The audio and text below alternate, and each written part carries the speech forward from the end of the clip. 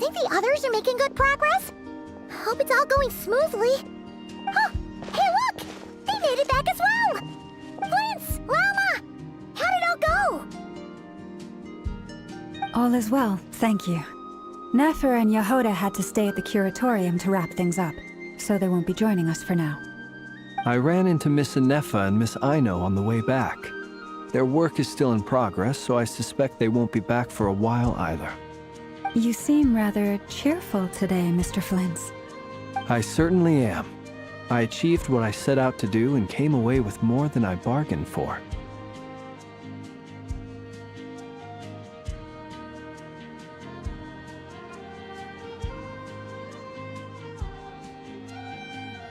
Fighting alone can get quite tedious, but I had the good fortune to run into a pair of brave young warriors. We meet again.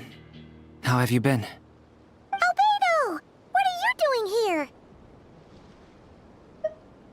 That would be a natural assumption to make. It's also the correct one. These two courageously lent me a hand while I was fighting the Wild Hunt. When they told me they were Servarka's colleagues, it all made sense. And given how people of outstanding talent tend to cross paths, it's no wonder you're already acquainted. So, who's your travel buddy, Albedo? Why don't you come and introduce yourself?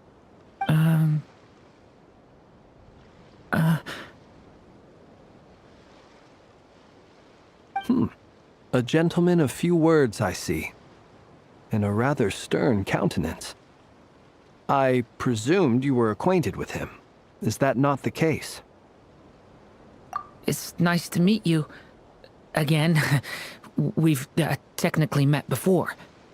Wait a sec! You're Minnie Durin! That's right. It's me. I'm glad to see you again. By the way, he says it's okay if you drop the mini. Yeah, I'm not as mini as I used to be. Interesting, isn't it?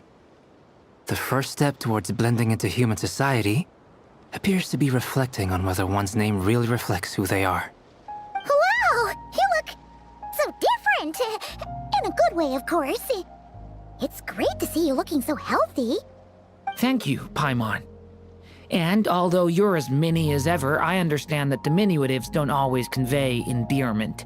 I'll be sure to simply call you Paimon as a sign of my great respect for you. Wow! You're such a smooth talker now. Paimon could get used to this. From now on, you may refer to her as your esteemed guide, Paimon.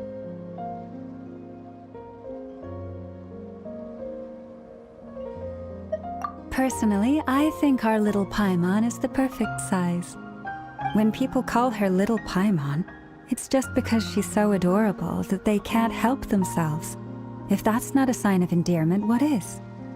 You're absolutely right, Miss Lauma. My brother still has a long road ahead of him when it comes to understanding human relationships.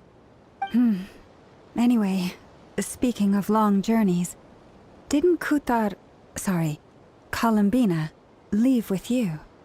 How come she isn't back yet? She's been catching up with old friends. Wouldn't be surprised if she stopped for a cup of tea or 10 on the way back. Uh-oh. People are talking about me. Hope it's nothing negative.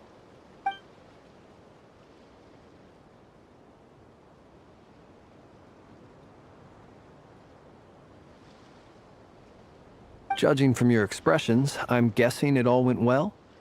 It's getting crowded here. I'll go grab some chairs. No need.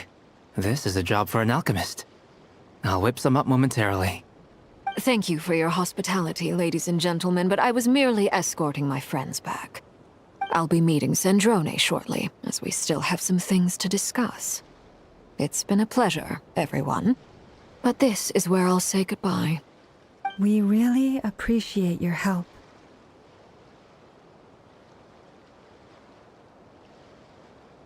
Oh, come on. Spare the formalities. I'm just glad I could help out some true friends. I understand.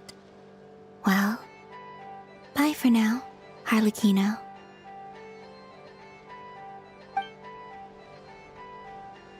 Oh, this place is hopping. It's probably a good thing one of us left.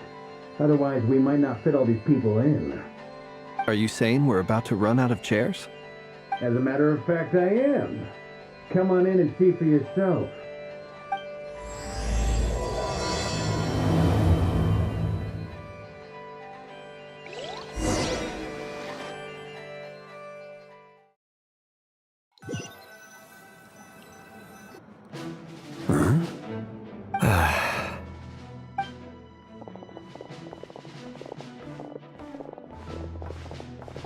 I overheard your little chit-chat outside, by the way. With Miss Columbina's colleague gone, we should be back to the original crew plus the other colleagues I brought in. Though, it looks like we have another new face. Someone else managed to rope in a colleague too? Frankly, you and Paimon are the only people I know here. This here is Dainsleif, colleague of Teyvat's greatest guide, Paimon, and greatest adventurer, the Traveler. Well, not exactly colleagues, more sort of friends. When someone else jumps in to do the announcing, you know you're speaking to someone important. Let's hear what he has to say. Note to self. Once Paimon knows your name, the rest of the world will soon follow. When he comes looking for us, it's usually something important. Paimon's guessing you've heard about the Wild Hunt, then. From the looks of it, you're about to hold a meeting. If I were to say that the Wild Hunt is our mutual enemy, would that earn me a seat at the table? As the saying goes, the enemy of my enemy is my friend. Mr. Dainsleif, there's a seat with your name on it. Though, I can't promise the same for everyone else. Hey, Albedo, think you can rustle up a couple more chairs? After all this time apart, Grandmaster Varka's first order is to rustle up a couple more chairs. I've missed this. Is he being sarcastic? Hey, he's your brother. Why are you asking us? I've still got a lot to learn about the nuances of human conversation.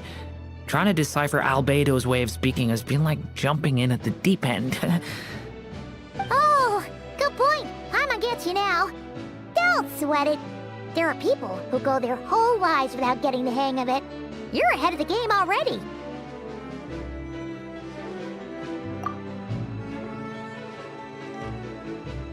I wonder what's taking Nefer so long. Perhaps you should go and check in with her. If anyone can hurry her along, it's you.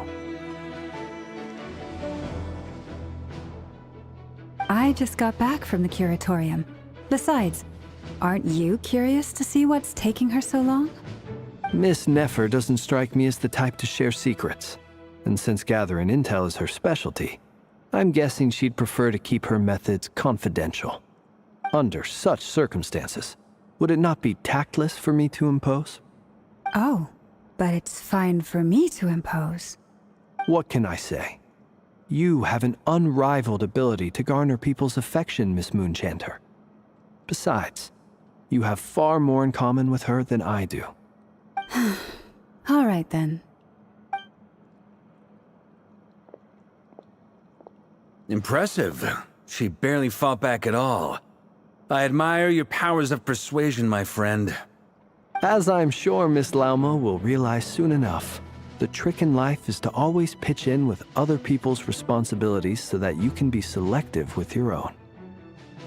Another trick is to simply hide in the background. Spoken like a true sage. Anyway, looks like we've got some time to kill before the meeting. Let's take a little breather, folks. And feel free to chat amongst yourselves. We'll get down to business once the other two arrive.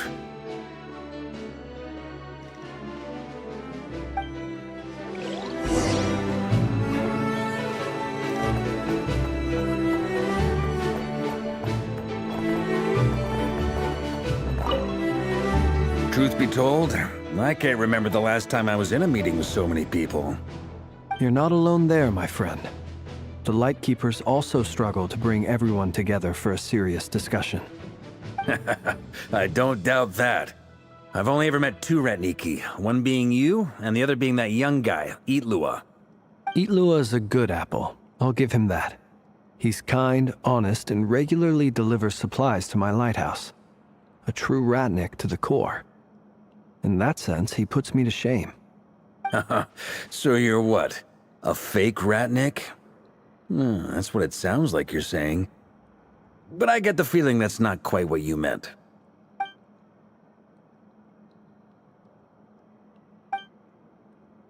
Come on, why the awkward silence? Sorry. I'm not even gonna bother trying to hide it. You've known all along, haven't you, my friend?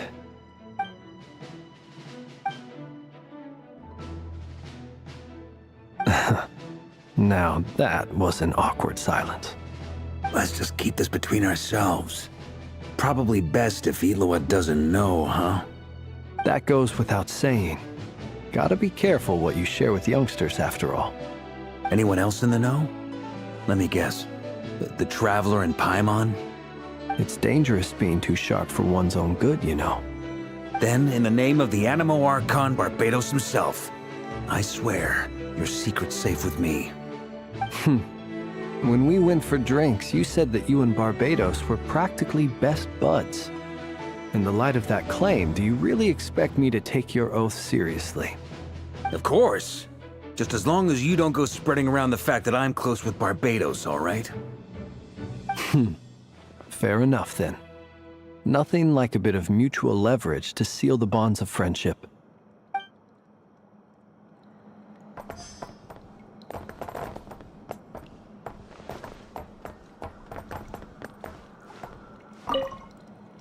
You're both awfully quiet.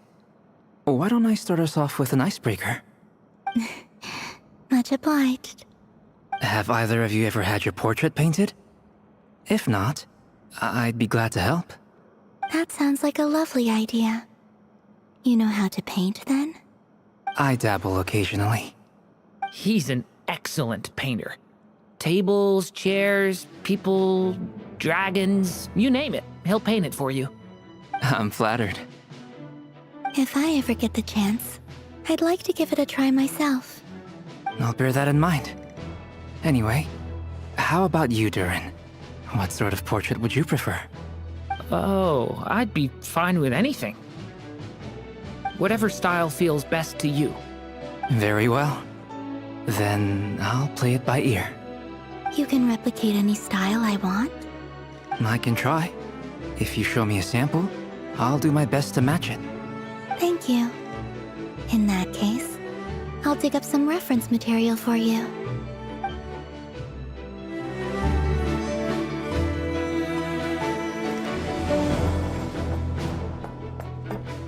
Is there something you'd like to say to me?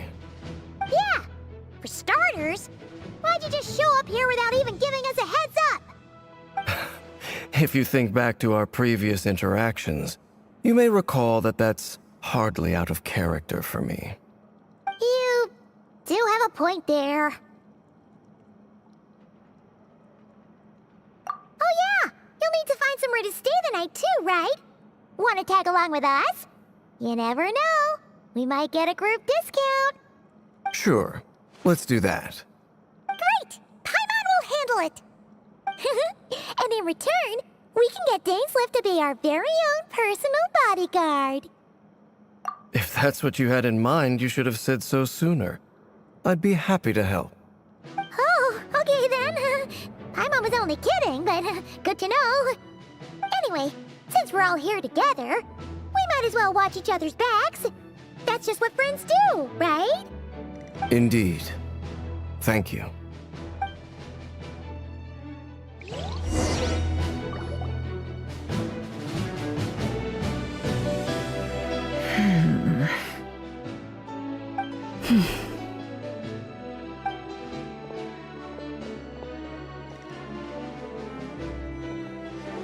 Ah, Miss Nefer. You made it after all.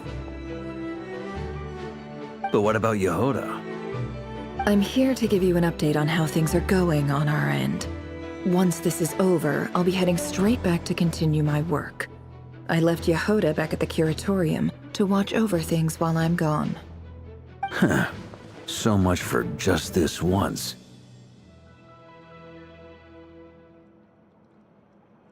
Shh! Not so loud! We're on a roll here. What if she remembers and suddenly decides to back out? Did you say something, Mr. Varka? Huh? I didn't say anything. Right, Flint's? Must have been a frog. They get so noisy around here at nighttime. It's like they're putting on a concert in the background. Anyway, before we begin, there's a few introductions to make. Let me start by saying that it's an honor to be speaking before so many distinguished colleagues and collaborators. First up, we have Miss Lauma. As Moon Chanter, she's the leader of the Frost Moon Scions, a local religious community in Nodcry. Then there's Miss Nefer, boss of the Curatorium of Secrets, an intel gatherer extraordinaire. Nefer is leading the investigation into Rerer's background, assisted by Yehoda and Lauma. From the little I've heard, they're making some great progress.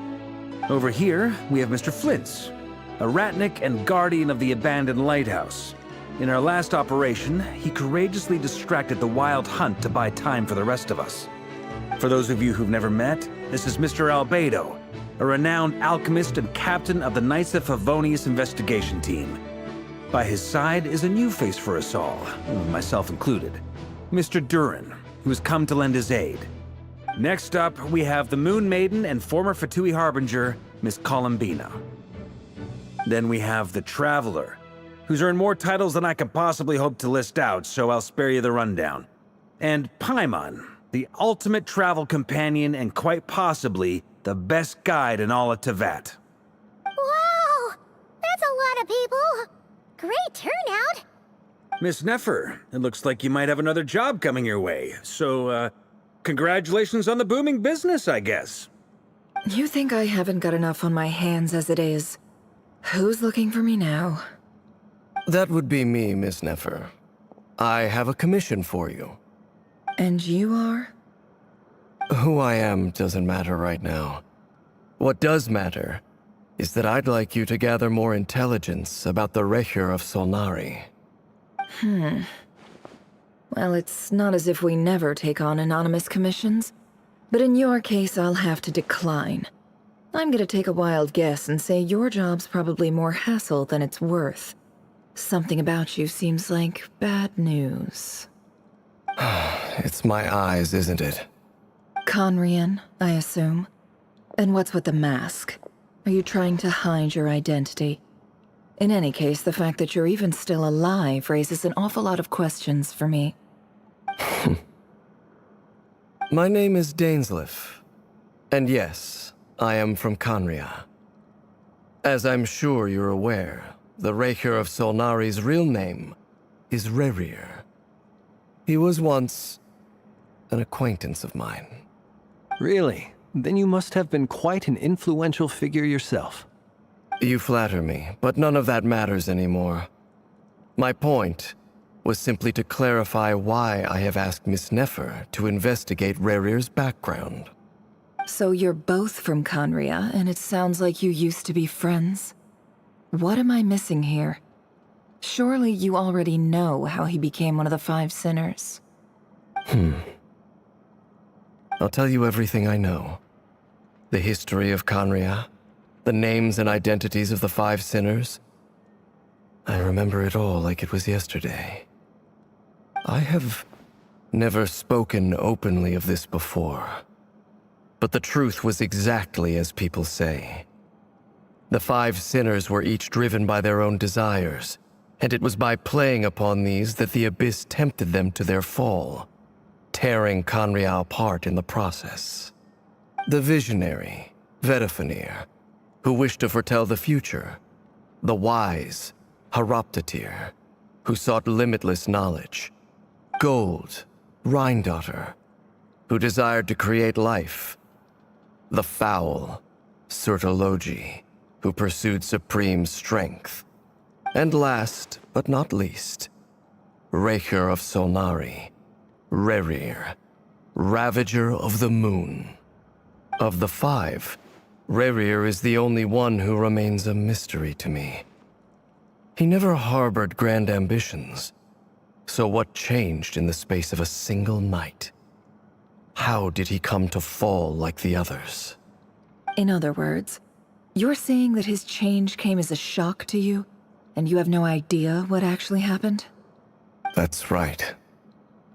You mentioned how the Abyss tempted them, which led to their fall. But what did that look like in practice? And what other context can you give me about the events of that time? The more detail you can give me, the better. Strangely, now that it comes to it, I hardly know where to begin. The fateful night took place during the era of the Eclipse Dynasty. One day, my elder brother, the visionary, Vedifenir, was summoned to the palace by the Vinster King, only for the king to gouge out his eyes and cast him into the dungeons. When I came to hear of this, my fury knew no bounds. I gathered together every ally I thought I had, and together, we set a night to storm the palace and free Ved. Centuries on, the memories of that night still haunt me, like a never-ending nightmare. We broke through the palace gates, just like we had planned, each striking towards our separate targets. But then, I was betrayed.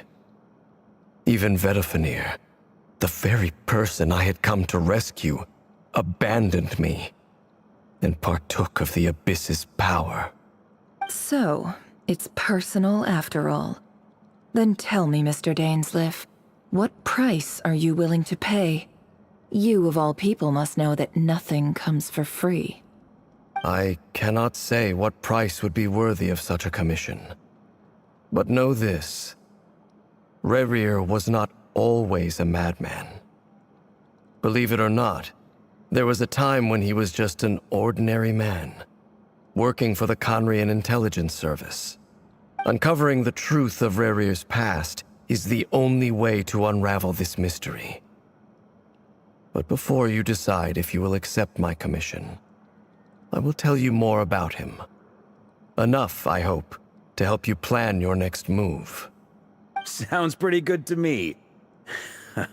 Feels like we just flagged down a random passerby, only to discover he's actually a master strategist who has a score to settle with our enemy.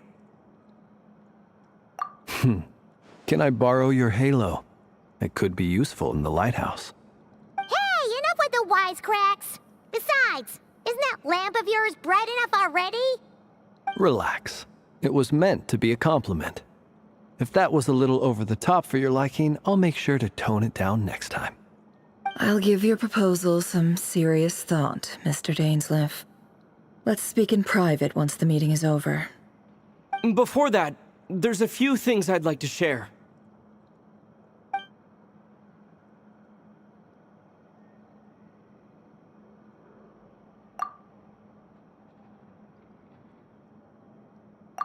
Now that we've united the hearts of the three moons, your power should be greatly enhanced.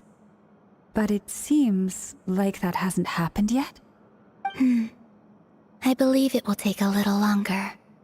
You've done so much for me, so I want to be completely honest with you all.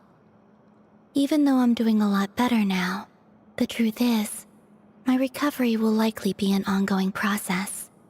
From the moment I was born, my power has been slowly ebbing away. And that is because Teyvat has never accepted me. Even with the moons united as one, it seems my rejection cannot be undone. So far, I have yet to find a solution. It may turn out to be a problem that will plague me until the day I finally leave this place behind. Even so, I will do everything in my power to help you drive out the Ray here of Solnari. As Arlecchino put it, this is not about chasing the spoils of victory. It's just a gesture of heartfelt gratitude. Kutar.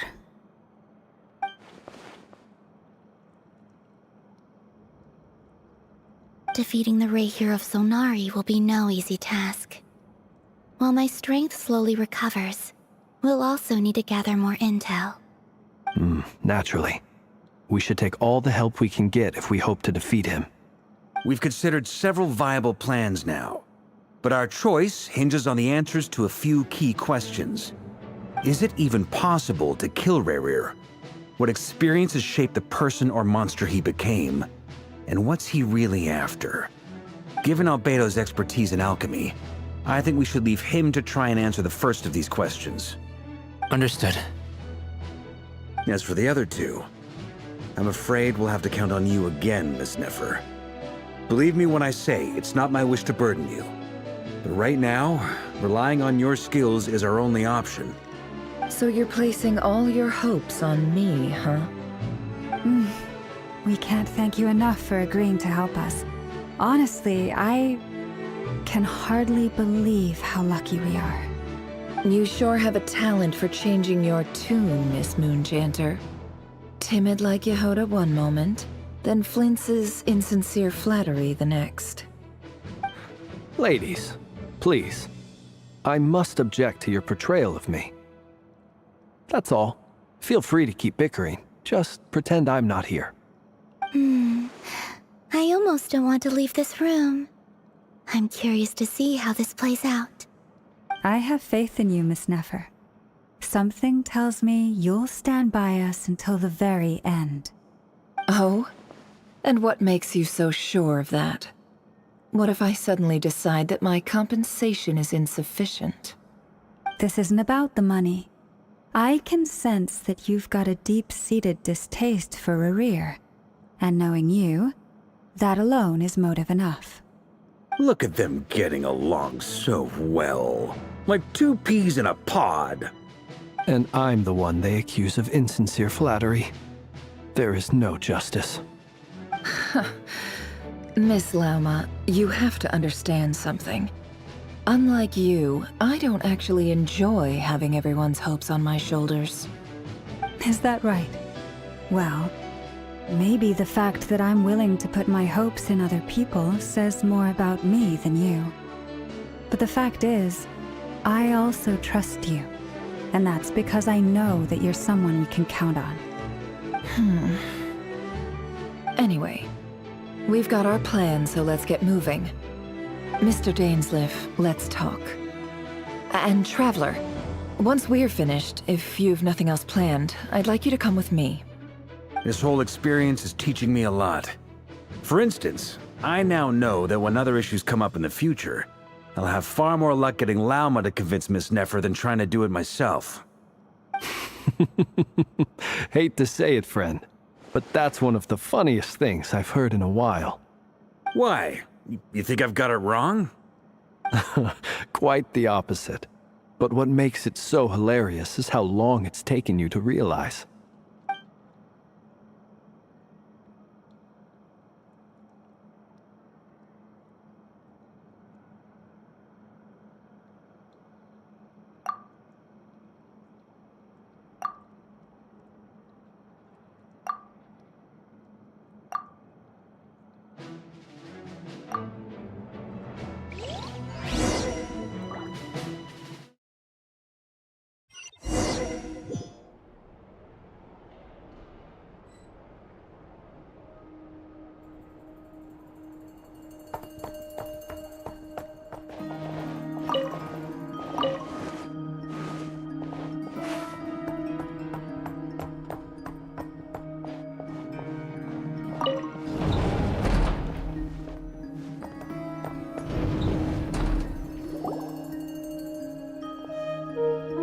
Thank you for waiting. It's okay.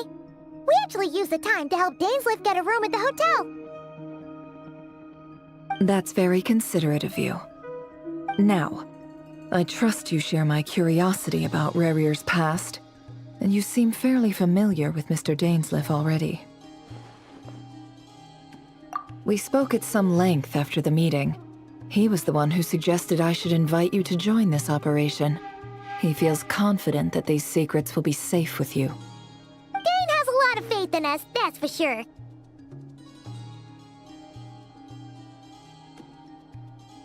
Likewise. I appreciate that you got right on board without interrogating me about why I invited you. It shows that you trust me to explain everything in due course. That's because we know what you're capable of. We appreciate you too, Nefer. You might have been forced to help in the beginning, but this time, it was your choice. That's one way to put it.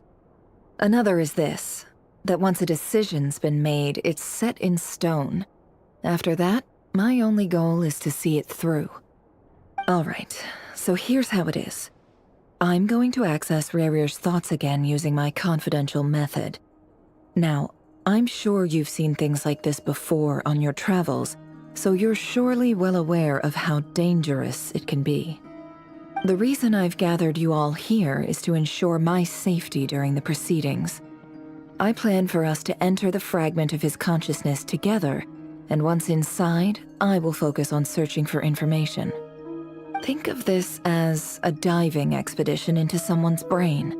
If I'm the diver, you are my safety equipment, tasked with keeping me alive while I'm under the surface. Once the ceremony begins, we will all be spying on privileged information. But in the interests of safety, you must remain absolutely silent at all times. We will discuss our observations after the ceremony has concluded. Lastly, any individuals of a weaker constitution are advised not to partake in the ceremony. In any case, Paimon has her own job to do, which requires staying in the room but not joining the ceremony.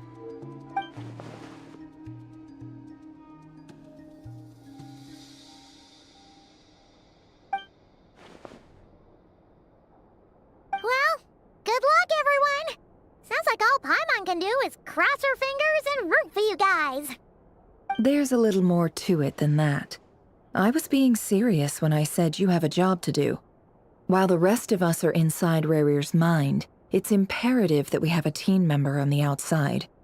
In the event that something goes wrong, you will be our first responder. I don't anticipate any issues, but the extra level of safety will be greatly appreciated.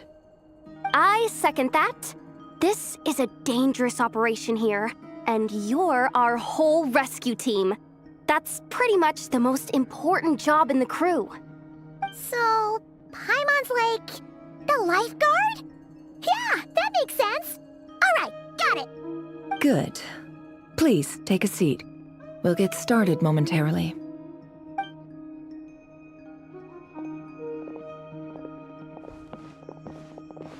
So, did Mr. Dainsleif tell you anything else? He told me that he believes Rerir kept some big secrets in his life. He's not sure that they were the cause of his eventual downfall, but he's asked me to uncover what those secrets were all the same. But surely you're not planning to go through with this, no matter the cost. If you think that, you'd be overestimating me. I'm a businesswoman, not a mercenary. But I do have my own professional reasons for taking this job. You think I'd turn down the opportunity to get a first-hand glimpse into Conrian history? No chance. Well, as long as you don't let morbid curiosity get in the way of safety concerns, we're good. We'll do whatever we can to help you. You're such a killjoy.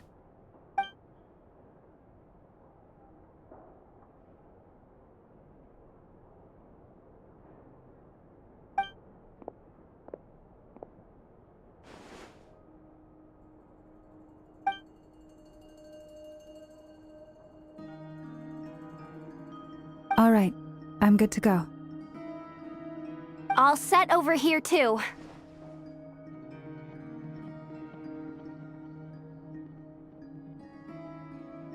Promise, Paimon, you'll be extra careful. All right. Let your whole body relax. We're about to begin. Close your eyes.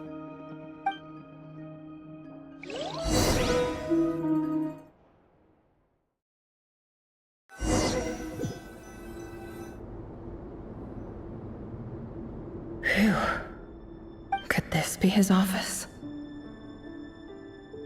Pretty standard setup. Bookshelves, paperwork, files. According to Dainsliff, Rarier used to be an intelligence operative. Chances are there's plenty of top-secret intel stashed away in this room.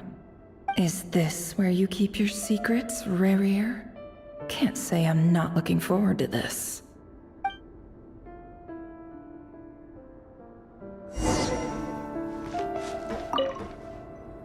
A file tucked inside a folder. The title reads, Dear Breakfast Shop Owner. It's a list of names, but at this stage I have no idea who any of them even are. He looks even gloomier than last time. I wonder what's changed.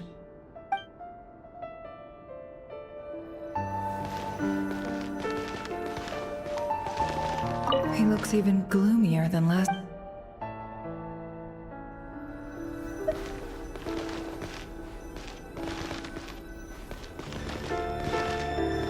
He looks even gloomier than last...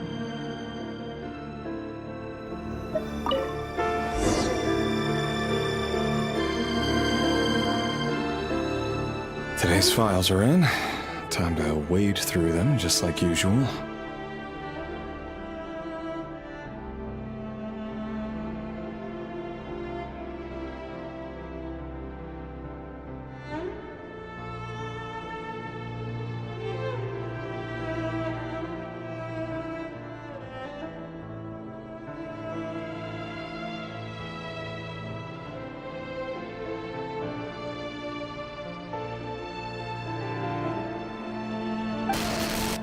Male, 51. Occupation, cook. Confirmed Crimson Moon descendant. Has maintained frequent contact with other descendants over the past year. Poses a threat to the dynasty.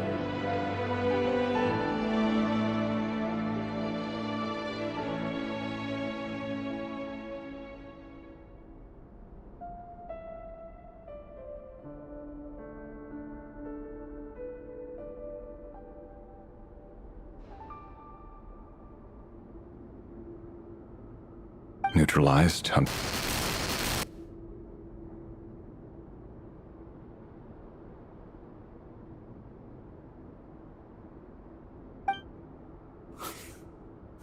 This one should be archived under purged targets.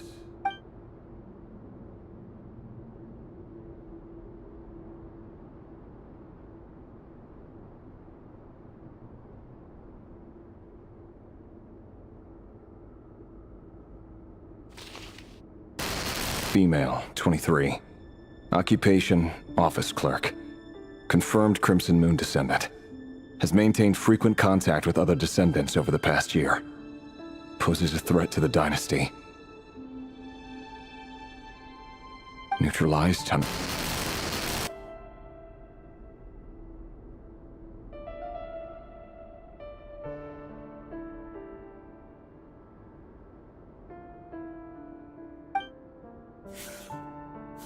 Another one for purged targets.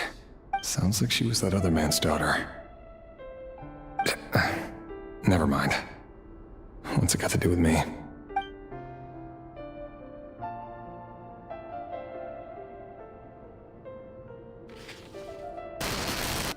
Male, 40. Occupation, teacher. Confirmed, neutralized on... Just another nobody for the archive. Come to think of it, I remember surveilling this man. A case like his never would have been considered a priority in the past. Huh. He barely even interacted with other Crimson Moon descendants.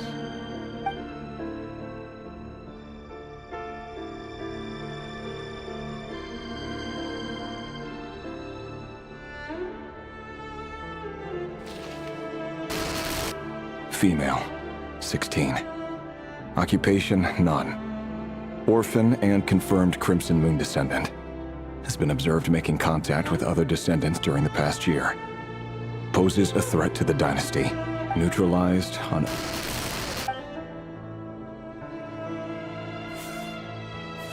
Filed.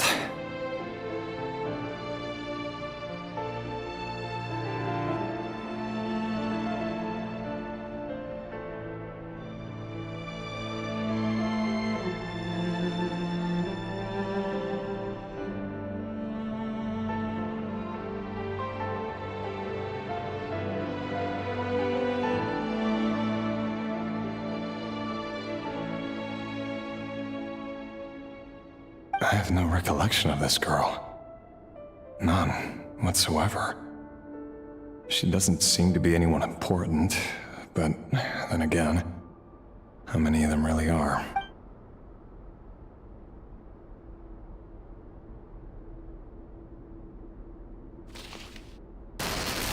Female, 13. Neutralized and...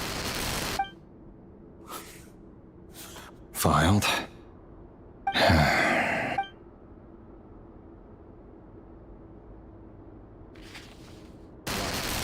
Male, 11. Occupation, none. Orphan and confirmed Crimson Moon descendant. Has not been observed making any contact with other descendants during the past year. Poses a threat to the dynasty. Neutralized and...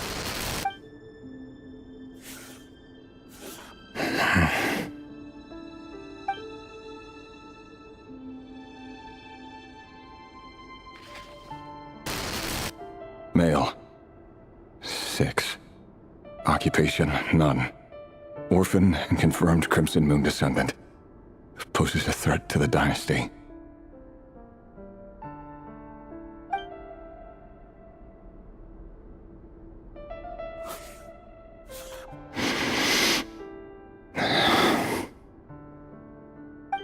It's funny, isn't it? Your job is becoming both harder and easier at the same time, depending on how you look at it. Sooner or later, the Crimson Moon descendants will be completely wiped out. But as their numbers dwindle, they become harder and harder to track down. That's not how it is. Fortunately, however, most of the able-bodied adults have already been taken care of. The remaining weaklings will be increasingly easy to deal with. No! No. My job is to ensure the survival of the Eclipse Dynasty. And the only way to do that is by eliminating any and all potential threats.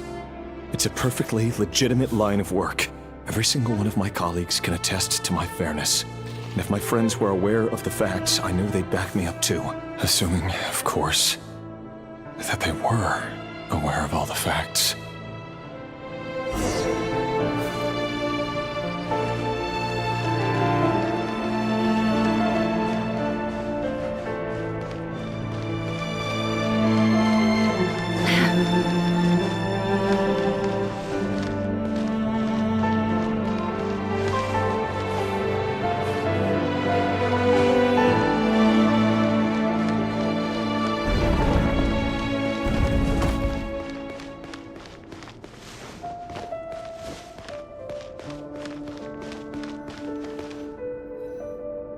Mr. Vedifalnir, it's been quite some time since we last met.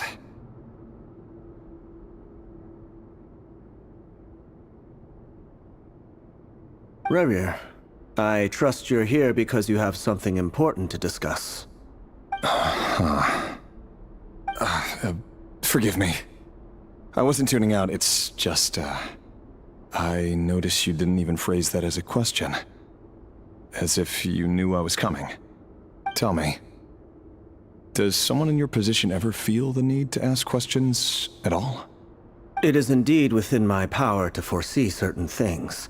Things like your arrival. I was just thinking, it won't be long before I'll be inviting both you and Dane to my wedding. That isn't a lie, but nor is it a fact as such. It's a wish, isn't it? No fooling a prophet, is there? Ever since that day we met for drinks, I knew it was only a matter of time before you came looking for me. Does it feel good? Knowing how the future will unfold. I'm afraid the notions of good and bad fail to capture the complexity of what such a power entails. Once you've seen what will come to pass, it can be all too easy to succumb to fear and melancholy. Unless, of course, you learn to abandon these feelings.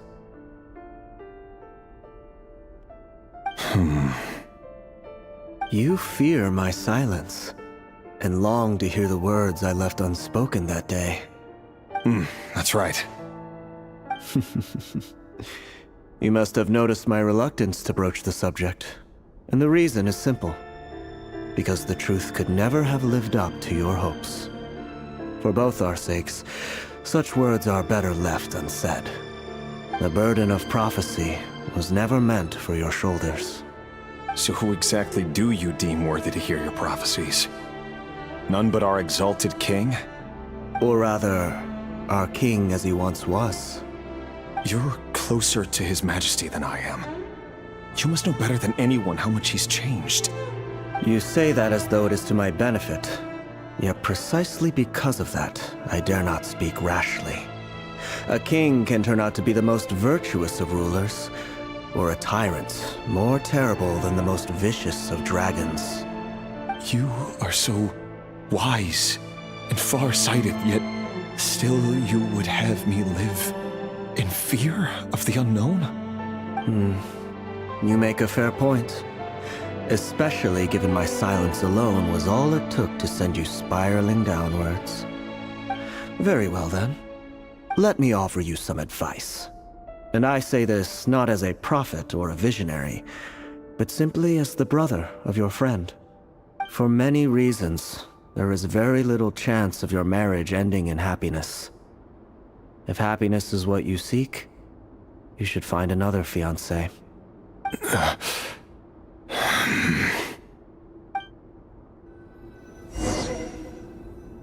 Hold on. There's that same black fog again.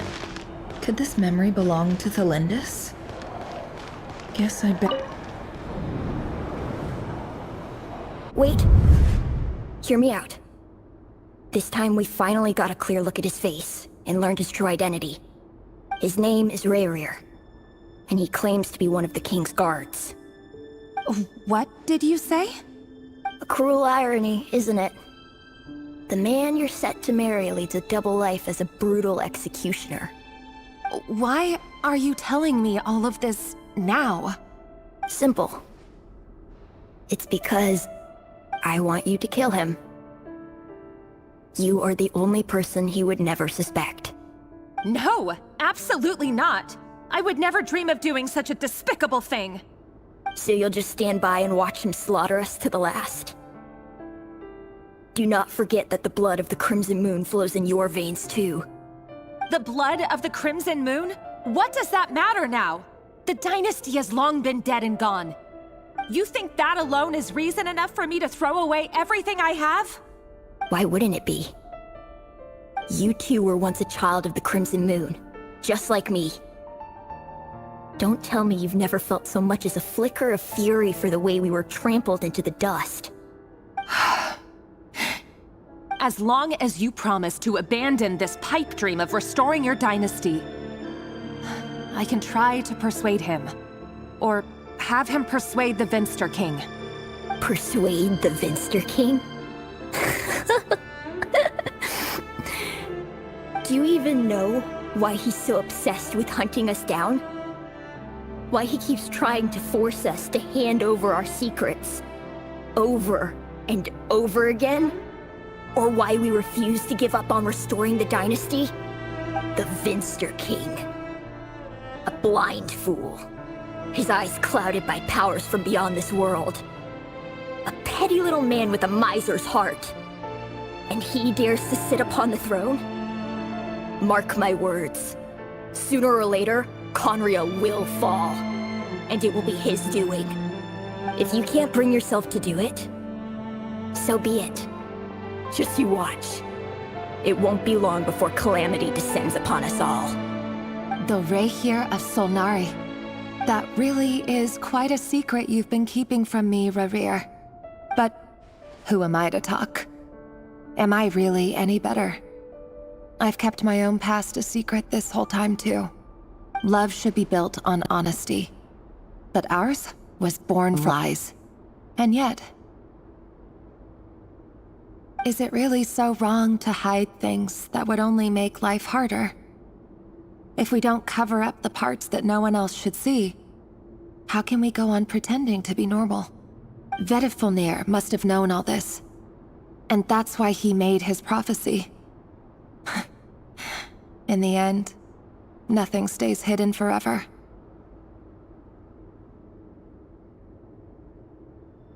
But I won't just sit by and watch this disaster unfold. I'll do everything in my power to protect what I cannot afford to lose, no matter who I have to face.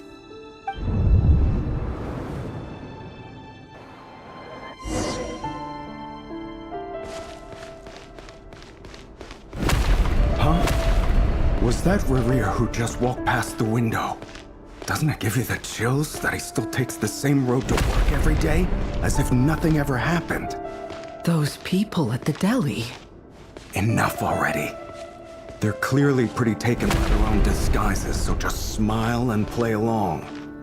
Pull the rug from under beasts like that, and you'll risk having your throat torn out. Deli? They're talking about those people from the opposition. Right. I'd almost forgotten they used to run a deli. People of no consequence always vanish so easily. And no one even remembers them.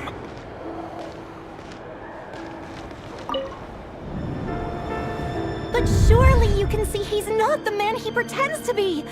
So many have died already, and they say that the king's madness grows with each passing day. We're not going to survive this, are we? But why does it have to be this way? Do we really deserve to die just because of the blood that runs through our veins?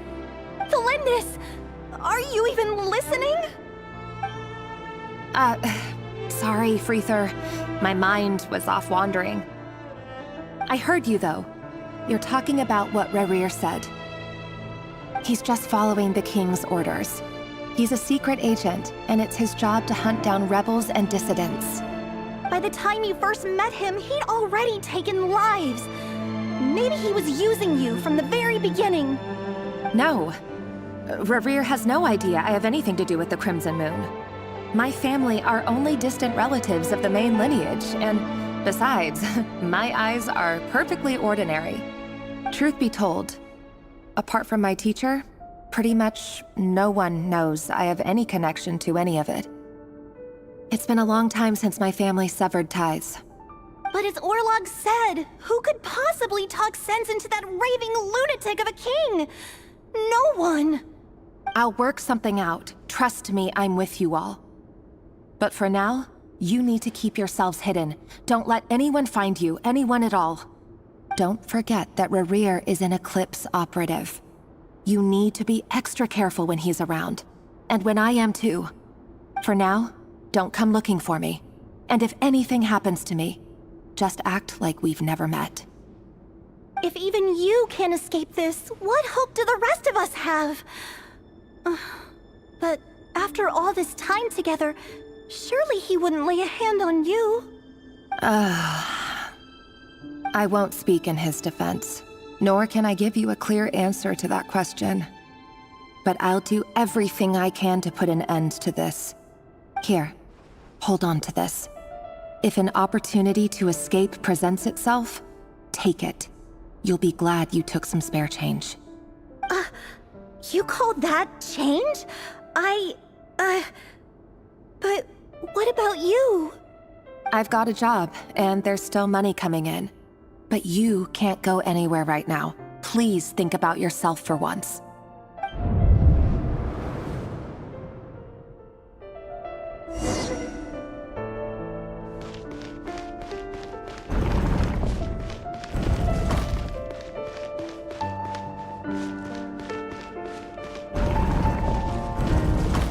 Another day, another round of assassination training.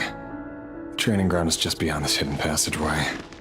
When you kill a person, doesn't it bother you when you end up covered in their blood? Why would it? Aren't we all just walking blood bags? But not everyone is accustomed to hunting down others like prey. You've been a hunter for so long now, you seem to have forgotten that most people don't just go around killing one another. Leave me alone.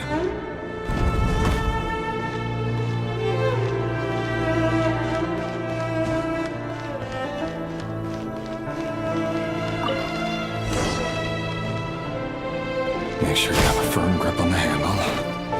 Choose your angle well. Keep your movements light and brisk. And the prey won't sense a thing.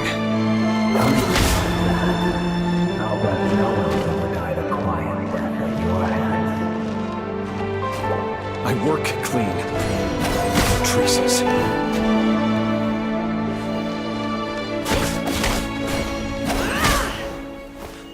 It all adds up.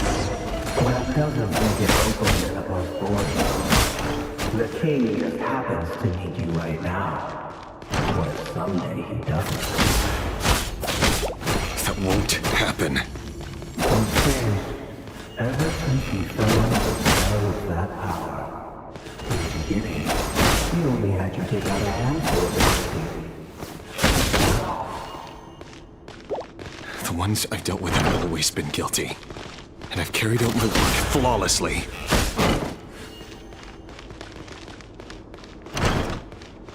No more lies.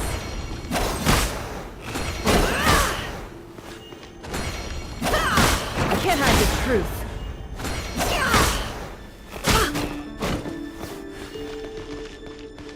It all adds up. You know why Columbus didn't accept your proposal, don't you? Was it because he didn't trust you? Or something else?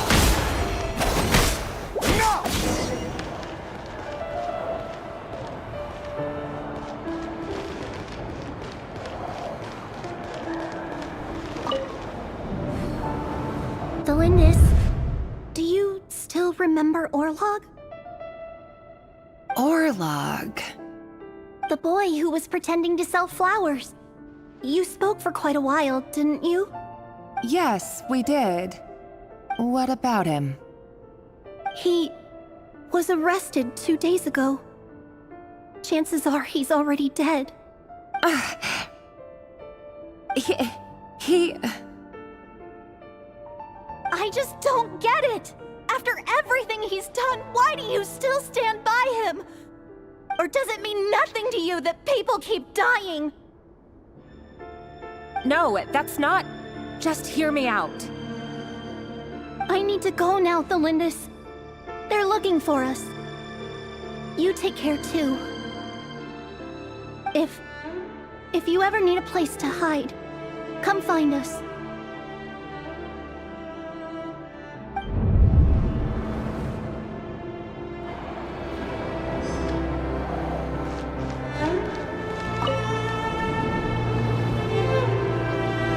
Author, Thelindis. Over the course of this week, the research object was subjected to interference for a total of 47 hours for experimental purposes. The results are as follows. All subjects of observation that were sent inside have now... The situation within is proving more problematic than anticipated. No progress whatsoever. What now? Won't you give me even a glimmer of hope? Things are getting worse by the day. I have to find a way or we'll all be in danger.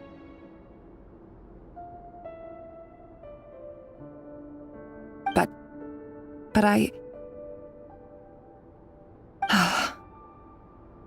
If all this research comes to nothing, what then? Sooner or later, it'll be my neck on the line. But could he really bring himself to kill me? No. Surely he wouldn't have the heart.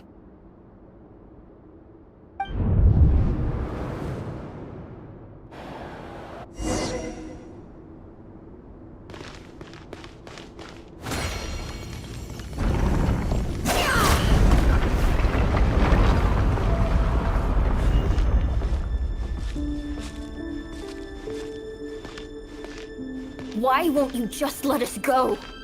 We don't even know each other. All we want is to live ordinary, peaceful lives. You want... to live?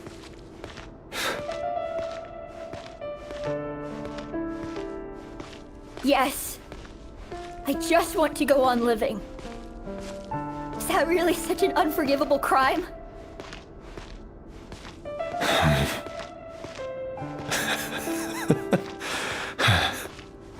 You want to go on living. I want to keep living too. To keep living forever. That's why I have no choice but to continue on the path I'm on. If only some savior would suddenly swoop down and change the way the world is. Too bad that's not going to happen. Imagine that. If there really were such a person, you and I wouldn't be standing here like this, would we?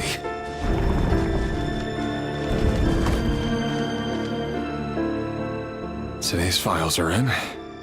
Time to wade through them just like usual. No, I don't get tired of it.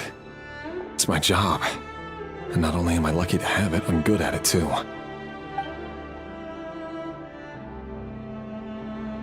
Huh. Wait. That's... Thelindis? No. No! Why? But you bear no mark of the Crimson Moon. How could you possibly have anything to do with them? It cannot be. A diluted bloodline. Carefully concealed. I see it now. You've been living in the shadows just like me. What a fool I've been. Numbing myself with talk of justice. Even imagining my friends would back me up. But in the end, Irminsul. Finster King! How far are you going to take this? From the direct bloodline to secondary offshoots? And then what? Today it's the descendants of the Crimson Moon. Who will it be tomorrow? Will you not rest until everyone down here is dead? No. This cannot go on. This is where it ends.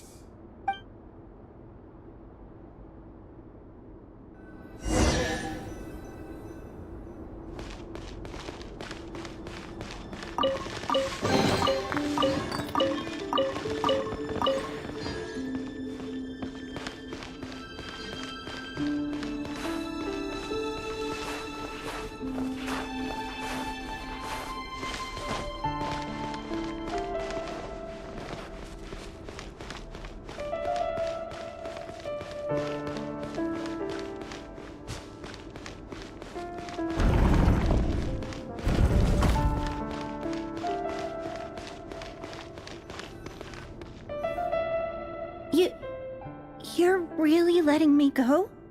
I am. As long as you can guarantee that no one will find you.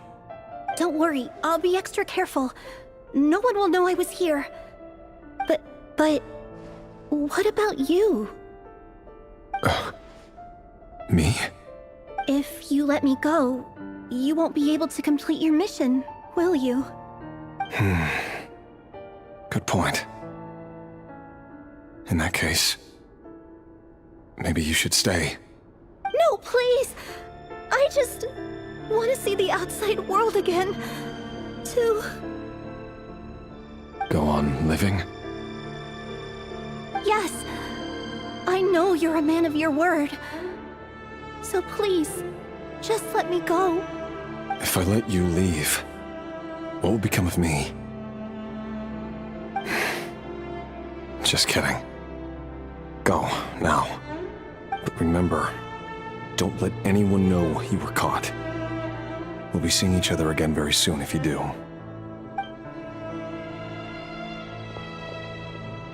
Even shadows in the dark must live by a code. But you can't save everyone. You've been whispering in my ear for days now, Vedifalnir. What are you trying to do? Break me down? I only say this because you long for an answer to your problems. Let her go, Revere. You risk losing everything. I will not abandon Thelindis. Then you'll need a little more vigilance and a lot more power. The world is changing, Revere. Keep your eyes peeled for your moment of opportunity. That voice used to be so unclear. But now I know exactly whose it is. It's Vedalfnir. He won't tell me how to actually resolve any of this, but he keeps trying to manipulate me like a puppet. What's his game here? Tell me then. What will this moment of opportunity look like? And no answer. He's like a ghost. Always disturbing me when I'm on edge, but never answering when I need him most. So, the Eclipse Dynasty was purging, well, massacring the descendants of the Crimson Moon. And it seems like it was all connected to the Vinster King's research.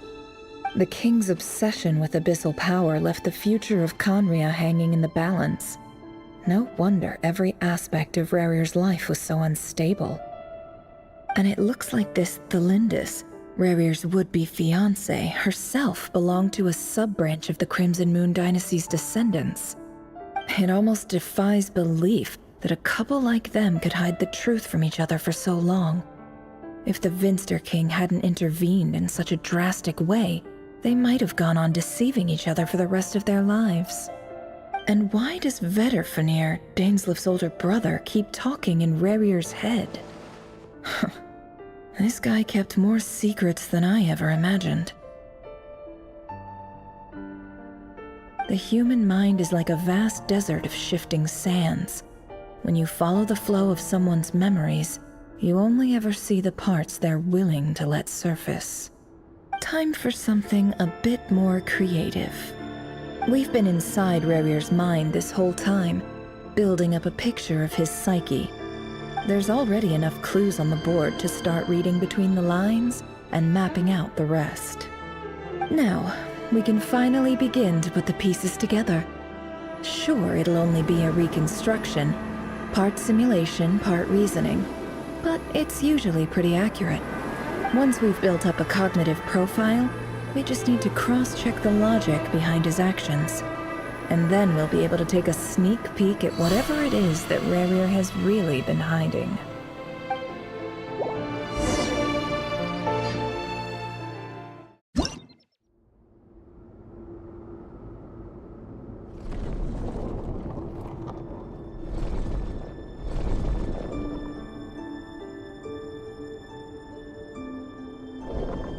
Rerir, are you there?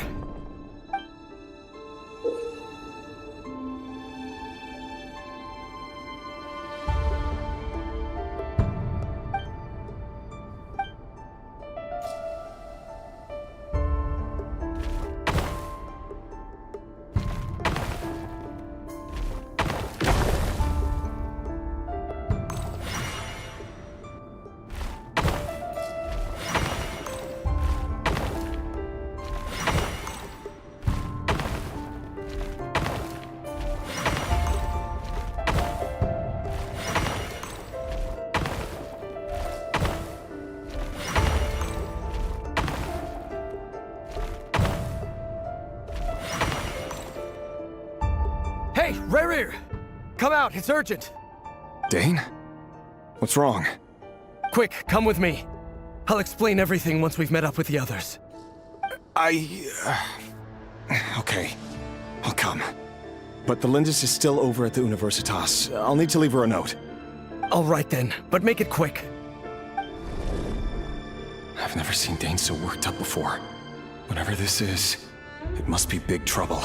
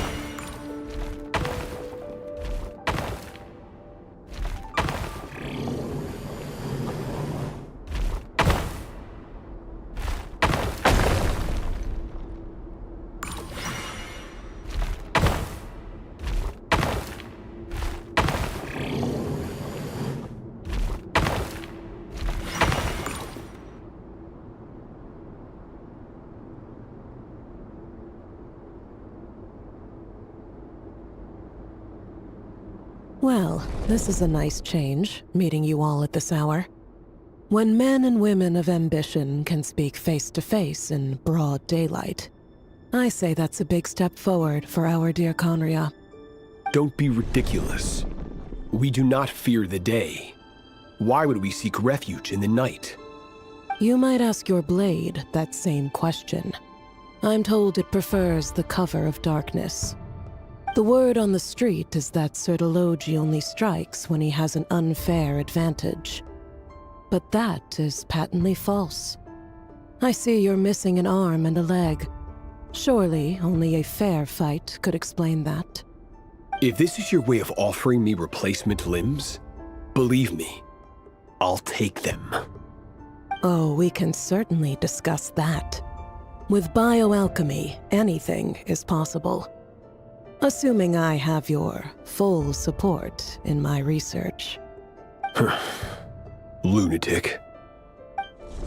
Robtatir, what brings you here? Why, Dainsleif, of course. He invited me. Please, cast aside your apprehensions, Miss Rhine-daughter. Whatever the rumors may say, I am but a humble servant of the king, and I can assure you he affords me no greater convenience than he does you. Well, the Universitas Magistrorum won't stop fawning over you, so at least some of the rumors must be true. You're clearly doing well for yourself, so drop the humble servant act. It endears you to no one. You're president of the Universitas Magistrorum, the chief royal mage known as the Wise by royal appointment, and by far the most favored among the 4 pillars of Conria. Vice President Veit doesn't even try to hide his envy when he sees you. My success is the product of hard work and good luck. It's as simple as that. Were the king not such an extremist, I hardly think I would have received a senior post at my age. Of course, no job is without its gripes. Serving a king like ours can be a challenging task, as I'm sure you can imagine. And as for Efterveit, in missing out on the presidency, he's dodged a mountain of stress. Like everything else in life, it comes with pros and cons. You're all here. I apologize for the short notice, but it was an emergency.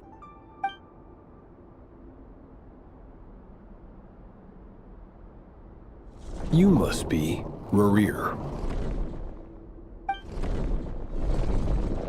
Mr. Sir Elegy. Yes, I handled your case file during your sentencing. Nothing personal, of course. I'm pleasantly surprised that you remember me. You're clearly a person of substance if you've been invited here. But Dainsleif, you'd better have a very good reason for convening this little gathering. It's my brother, Vedofenir. After he spoke at the court this morning, the king was so infuriated by his words that he had him blinded in both eyes and thrown in prison. Vedofenir in prison? Strange. I thought the king trusted him and Horoptatir more than anyone else in the world. Does this mean the king's circle of trust just got even smaller? It has nothing to do with trust. It's about what the king wants, which is as clear as day to anyone paying attention. I simply appease him, because it's in the best interests of the Universitas Magistrorum. And also because you're slimy. Vedofenir, perhaps less so. But still, a visionless visionary? It rather inclines me to think that qualifications are not what get you ahead in Conria. Do you honestly think this is an important discussion to be having right now? Dane, what are you planning to do? Rescue Vedofenir, I assume. Correct. It will mean storming the palace by force. Tonight. I need all of you on my side. That's far too dangerous. And don't forget, Dainsleif, you're captain of the Royal Guard. You swore an oath to the throne. You've been planning this for a while, haven't you? I have no desire to commit treason. But whatever critique the king may have of Vedofenir, disfiguring your most loyal subject for putting the best interests of his court and nation first, this is not the conduct of a wise ruler. My blade will force the king to see the error of his ways. So, Vedofenir's prophecy enraged the king. I'm sure it wasn't what he wanted to hear, but if he won't take counsel even from the visionary, that is deeply troubling news. The extent of His Majesty's madness is now all too clear. The question is, how does a man like me get out of this situation unscathed? You have noble ambitions, Dane, but I'm afraid they don't do much for a guy like me. I'm not interested in saving the world. All I want is a letter of pardon. A letter of pardon? For whom? Thelindis? The chances of the Vinster King issuing a pardon for anyone connected to the Crimson Moon seem vanishingly slim.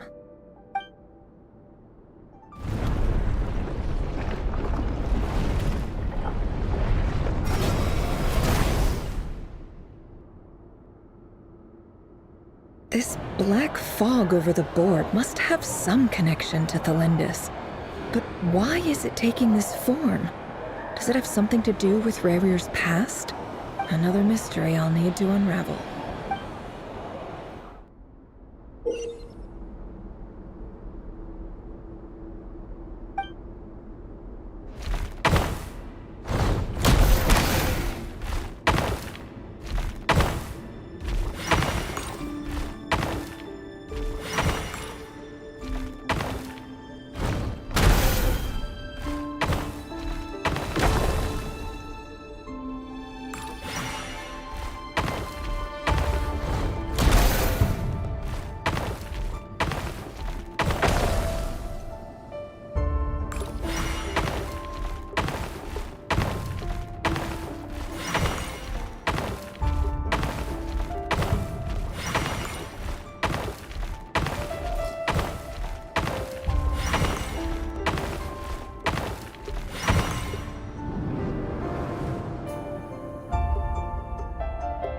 Author Thelindis. Over the course of this week, the research object was subjected to interference for a total of 60 hours for experimental purposes.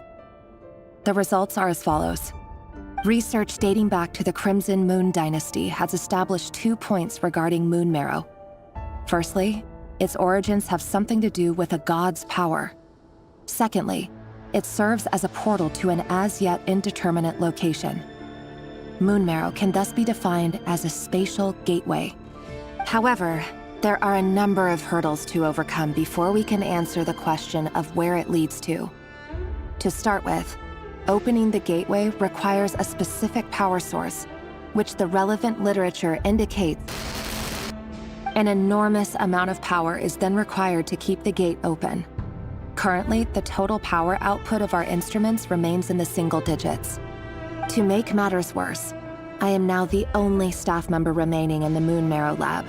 The Universitas Magistrorum recently decided to move most of its personnel into abyssal energy research, which has stymied all Crimson Moon-related projects. This is not a wise move.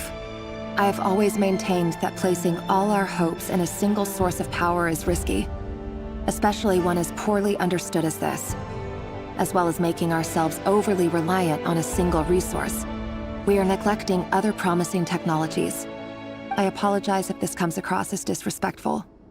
But as a Moon Marrow researcher, I desperately want to see the world beyond the gateway. If we really made it there one day, what would we find? And how would we go about taming the unknown? My imagination is endlessly fueled by questions such as these.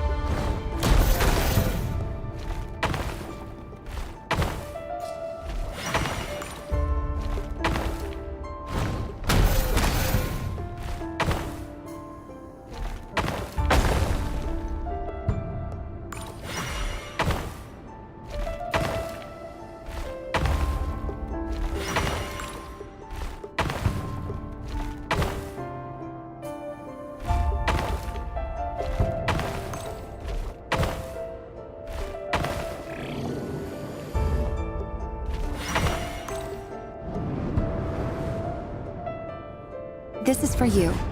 I heard you're gonna leave the city with your parents. Delindis, did you hear about what happened? I've heard nothing. Rerir got back very late last Friday and was acting a little unusual, but he slept pretty well, so I'm guessing whatever he did was a good deed.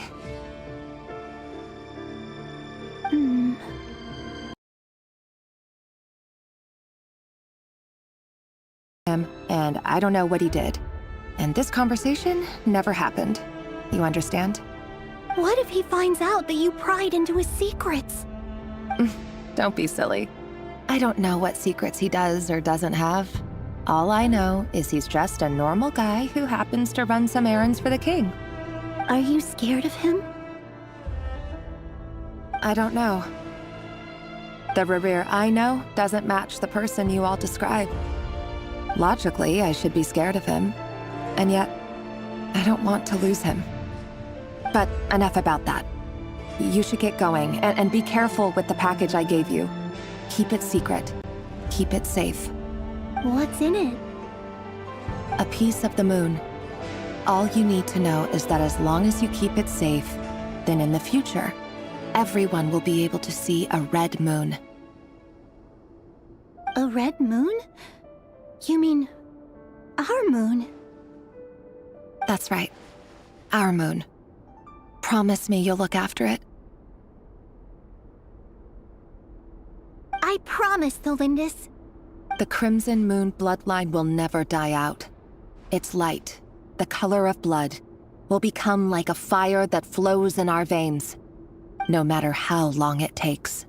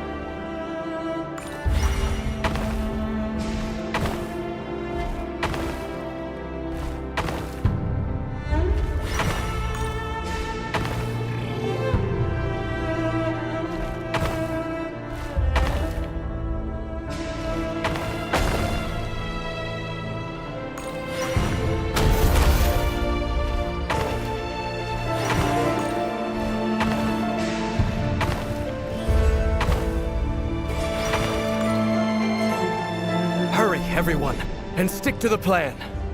Sir Dainsleif, what are you? Is this treason?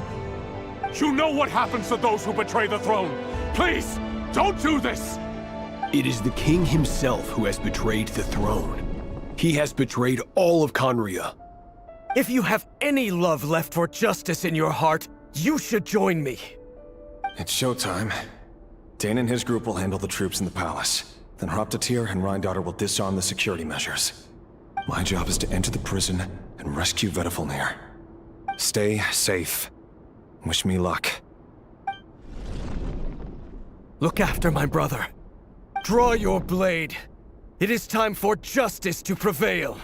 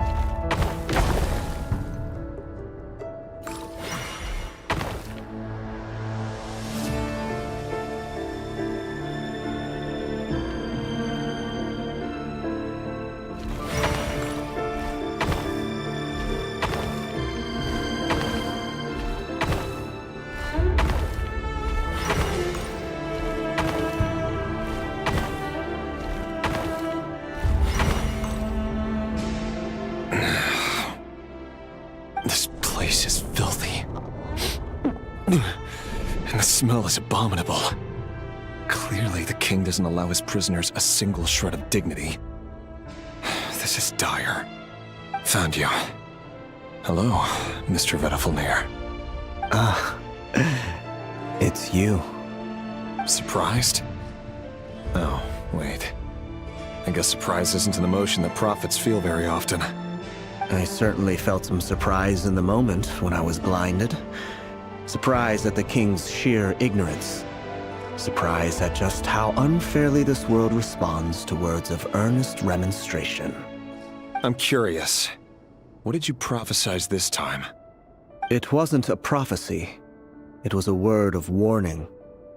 Someone had to say it. The king has forsaken all reason in pursuit of his obsessions. I simply told him that if he continues on this path, Khaenri'ah will surely fall.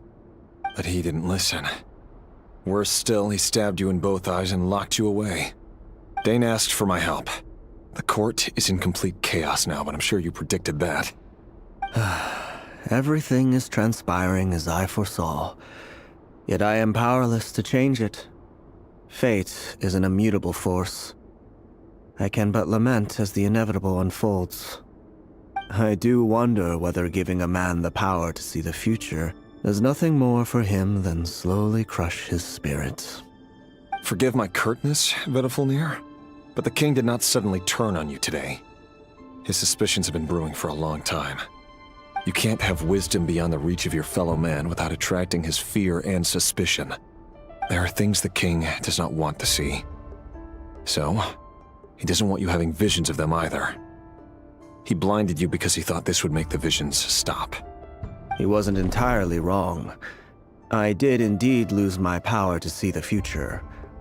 Right up until... Until what? Just now. I believe I saw something new. Well, tonight could go a lot of different ways. 5 of us banded together to storm the palace, also we could rescue you.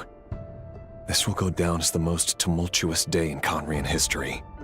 I sense hatred in you, but also hope. A desperate hope that with the tyrant deposed, that will be the end of the story. But this is not the end. It is the beginning of a new chapter, in a whole new story. There are many men of honor and courage in this world, Rerir. But you are not one of them. You're not here for justice, are you? You're here for yourself. Is that a dagger? Interesting. Why not the polearm? It was always your weapon of choice. With your abilities, I don't doubt that you were able to recover some of your sight. But I also doubt that you want to make an enemy of me right now. Of course not. We're on the same side, aren't we? We could be. But I need you to be honest with me, Vedafilnir. At this point, you're my only hope for the future. You mean your future? With your beloved, Thelindis? Yes. And I know there are bigger things at stake here. A dynasty, a nation, maybe the entire world. But forgive me, I care first and foremost about myself. I can't abandon the one I love to save myself. I just can't do it. But you see a broader picture of the future than I. You see the solutions to the biggest problems of our age. So tell me, what is my solution? What's the answer? In matters of fate, answers are either right or wrong. What will be and what will not. Maybe you are willing to pay a certain price in the pursuit of happiness, but unfortunately, fate does not negotiate. That is the cruelest thing about fate. It is unmoved by your sacrifices. That can't be true. I know it's your voice that I keep hearing in my head, urging me to see how the world is changing, to seek more power, so I can protect the things I love. You show me disaster, but you won't show me how to avoid it? Why? Why are you doing all this? My voice. In your head.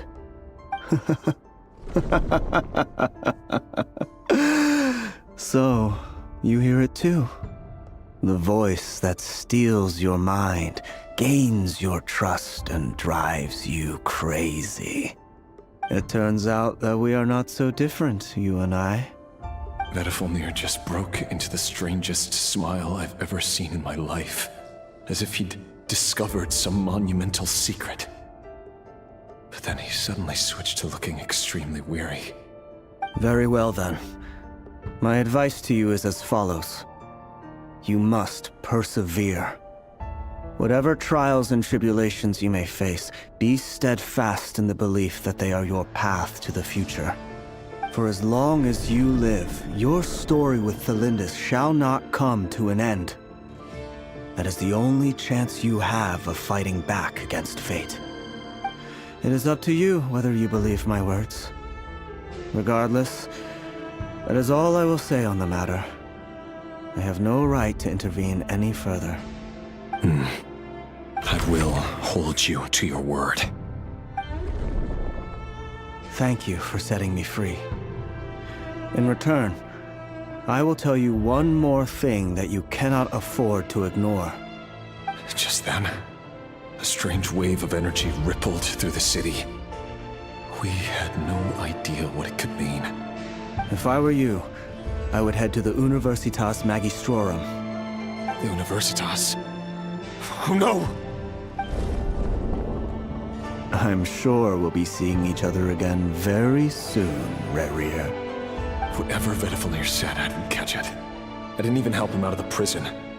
There was no time to lose.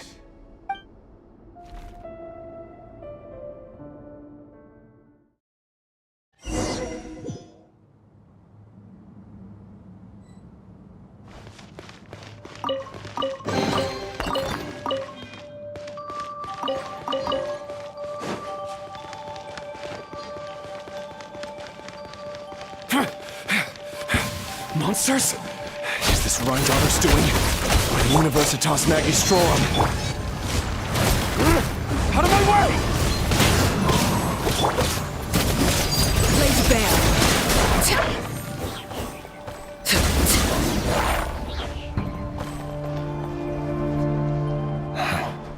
The Universitas. That reminds me of a rumor I once heard. Allegedly, the king installed secret mechanisms in the palace and around the city. No one knows where they are or what kind of power they hold. But if they were ever gonna activate, it would probably be on a night like tonight. Help! Help! Hold on! Don't let them anywhere near you! Save me! I can't! Ah! That sounded like an explosion. So, the rumor is true? The king really went through with it. What other means does the king have at his disposal? They must run on power from the Abyss. And given it's a major center of Abyss research, anyone over at the Universitas will be in grave danger. I have to hurry!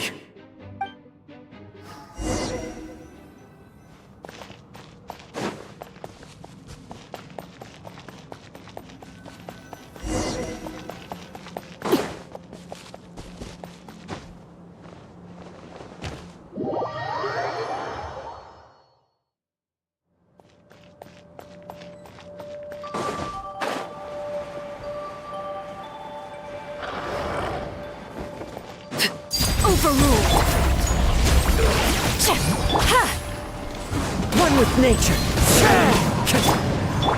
Can't hide the truth.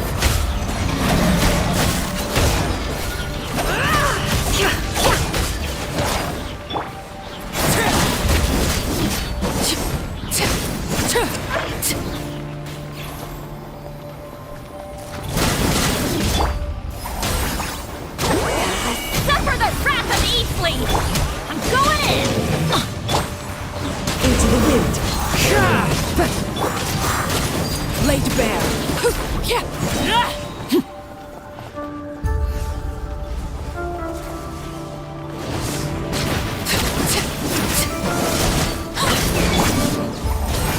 He's lolling! He's Papa! Get him! One with nature. Fallen leaves. Adorn my night! Shoot! I can't afford any more bandages! Teamwork is dreamwork!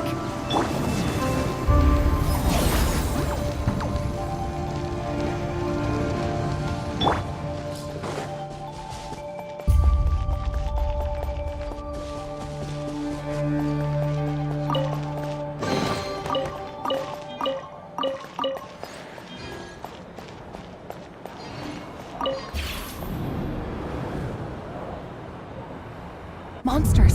At the Universitas Magistrorum? Why now? Oh no! They're coming! It's no use. The table won't hold out much longer. The weapons. Where are the weapons? Of course. All the lab equipment was upgraded after the inspection last week, but the new weapons haven't been allocated yet. I'm done for. Is anyone there? I need help!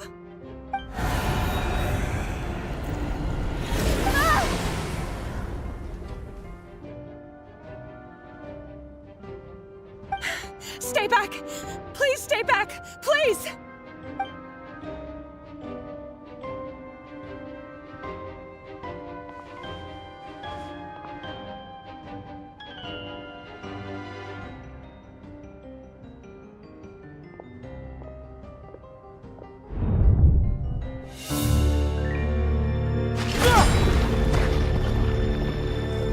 What's that? Reverie! So the rumors about your work are true. What? No! Listen, something happened at the palace tonight. We have to leave! You don't need to lie to me anymore. What do you mean? I know why you're worried, and I will respect the decision you've made. But it's okay, because I found a solution. I know how to end all this. You can have it back. The normal life you so desire.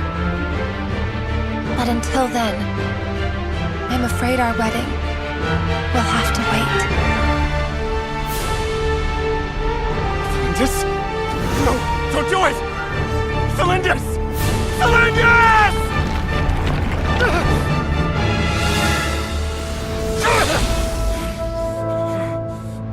I told you, Reverie. Let her go. You will find someone better. No! No, I won't do it! I have to save her! By what means exactly? A lowly pawn. You lack the power and the strength of will. Tell me! Come to the palace. Join us.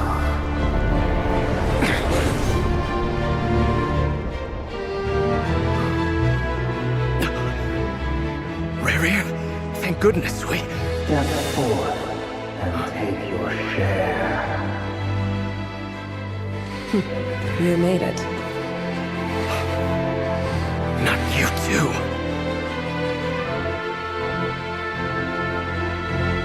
Hatred or grief, despair, desire.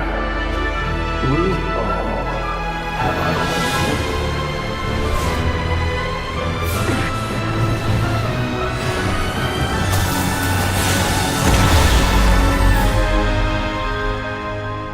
Rerir. Rerir. Lindis?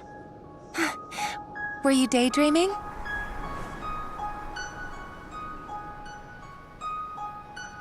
You still remember, Rerir? That question you asked me a couple of weeks ago? Oh. You mean the proposal? Yeah. I'm wondering, where do you think would be a good place to discuss it? Maybe in the garden? Or were you thinking a fancy restaurant? It's your choice.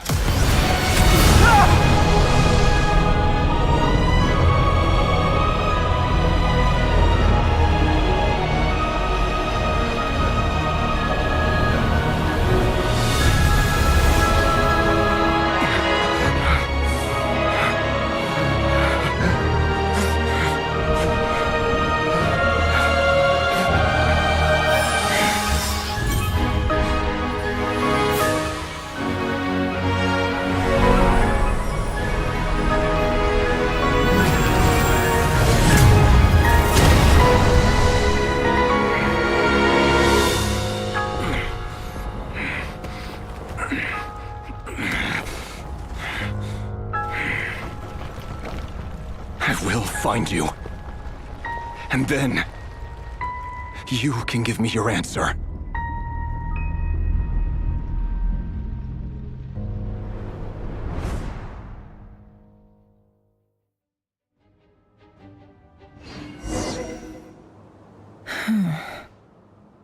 So that's how the Raker of Solnari was born.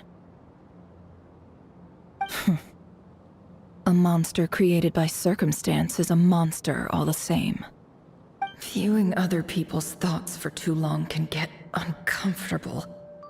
Right now, I'm feeling a strong sense of loathing. In a nutshell, the story of Conria is what happens when the truth falls by the wayside. Everyone tells little white lies, and before long, you have a huge pack of lies that destroys everything. Phew. Time to get back. His past is filled with sorrow, but the tale of any fallen civilization is one of endless tragedy. Cruel as it may be, that was Conria's fate.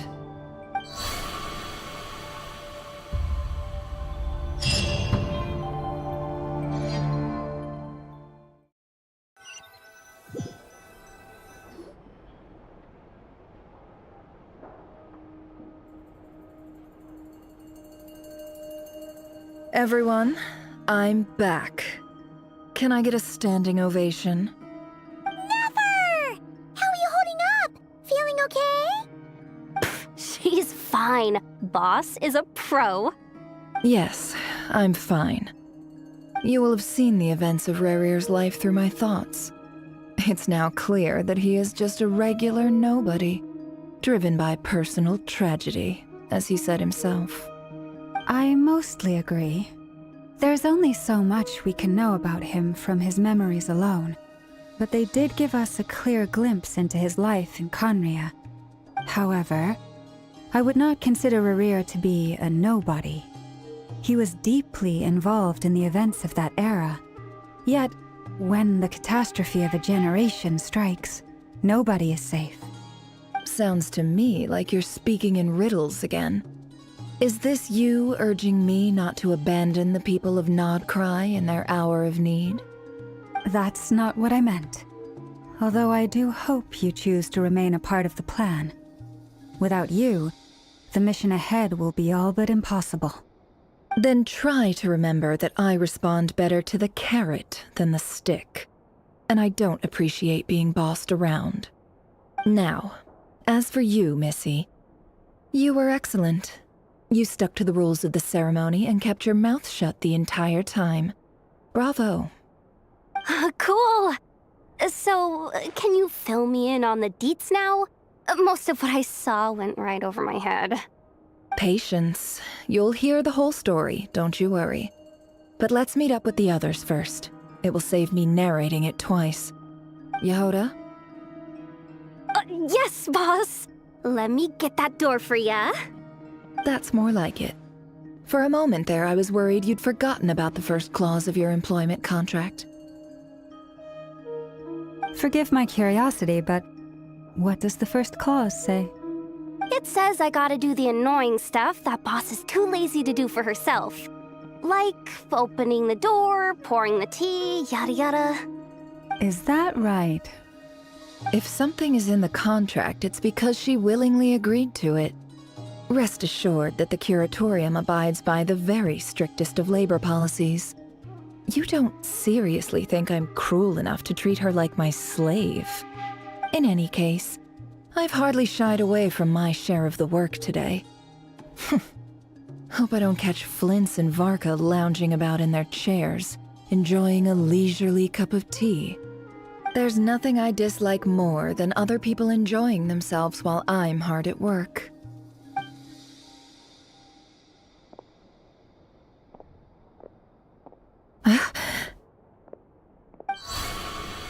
Oh no.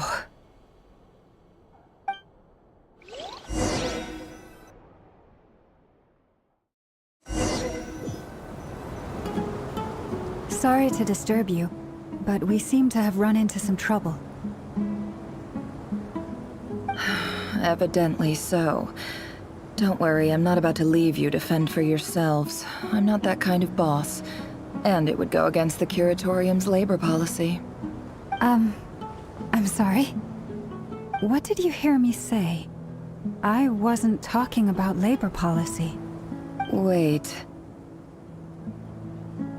How long have I been standing here? Not long. You just appeared by the door a moment ago.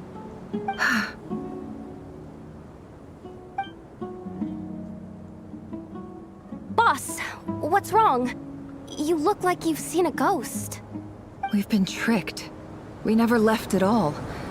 Somehow I hallucinated that whole scene back inside the office. Hallucinated? But how? How indeed.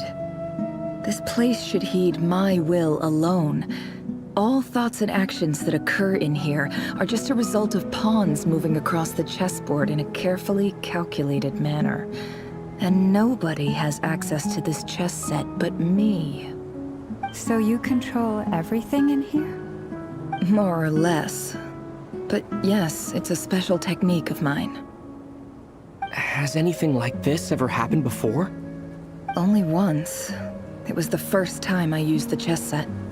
Is there any similarity between what happened then and what's happening now? I suppose my thoughts are a little turbulent, which was also the case my first time. Is there anything I can do to help? The first clause of your contract clearly states that I only need your help with things that I'm too lazy to do myself. Meaning you're not feeling lazy right now? Meaning this is not something Yehoda can help with. The chess set is a personal treasure that I alone understand. I must be the one to find our way out of here. Boss, it's fine. Really. Let me do something useful. Oh, listen to you. Whatever would I do without you, Yehoda? What? Really? Yes, really. Where would I ever find another employee as obedient and servile as you? God forbid anything ever happens to you. Oh, okay. Well, anyway, I was thinking of fetching some water. There's gotta be a source around here somewhere. I suggest everyone finds someplace comfortable to take a rest. We gotta conserve our energy. Even though all this chess malarkey doesn't exist in a physical sense, mentally speaking, it's all real. And so is our tiredness and fatigue. You don't want to dismiss mental fatigue. Just because it isn't physical doesn't mean it's any less serious. But anyway, I got your backs, so don't worry about a thing. Don't I have the best employees? Jealous much? If we can find a suitable time, I'd love to borrow Yehoda for a day to help out at the Frost Moon Scions. Would you be amenable to that, Boss Nefer? Oh, Lauma. Have I ever told you just how pretty you are? Beauty runs from the tips of your antlers to the depths of your imagination. Time to rally, everyone. Follow me. As we continue our journey, the same rules will apply. That means stay focused and no talking no matter what we encounter. And don't disturb the chess pieces. You have my word that I will get us all out of here.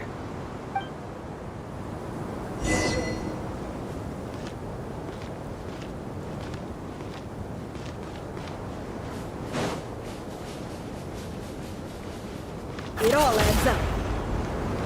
Can't hide the truth.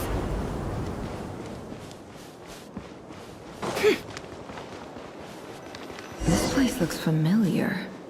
That's not a good sign. There's someone up ahead. Time for a little I wasn't expecting visitors at this hour. Wait, is that? Oh, it's him. There you are! Sinue's been looking for you all day. I think he has some news for you. Oh yeah? What were you doing just now, Uncle Retinue? Hiding away some more loose change? I know I saw some Mora. What do you mean loose change? Oh, come on, I'm too old for this. Just pretend you saw nothing.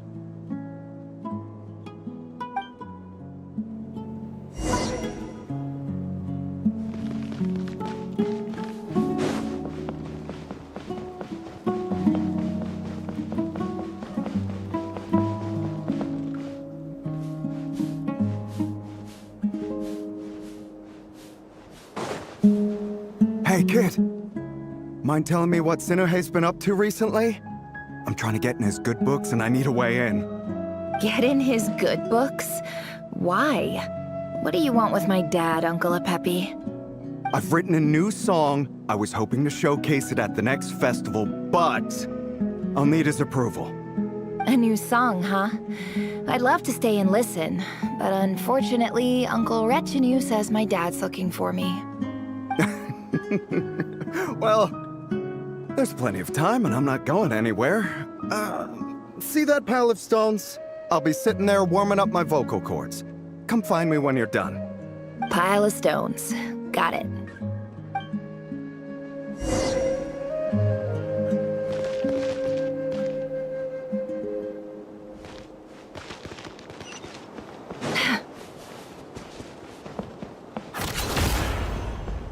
No more lies.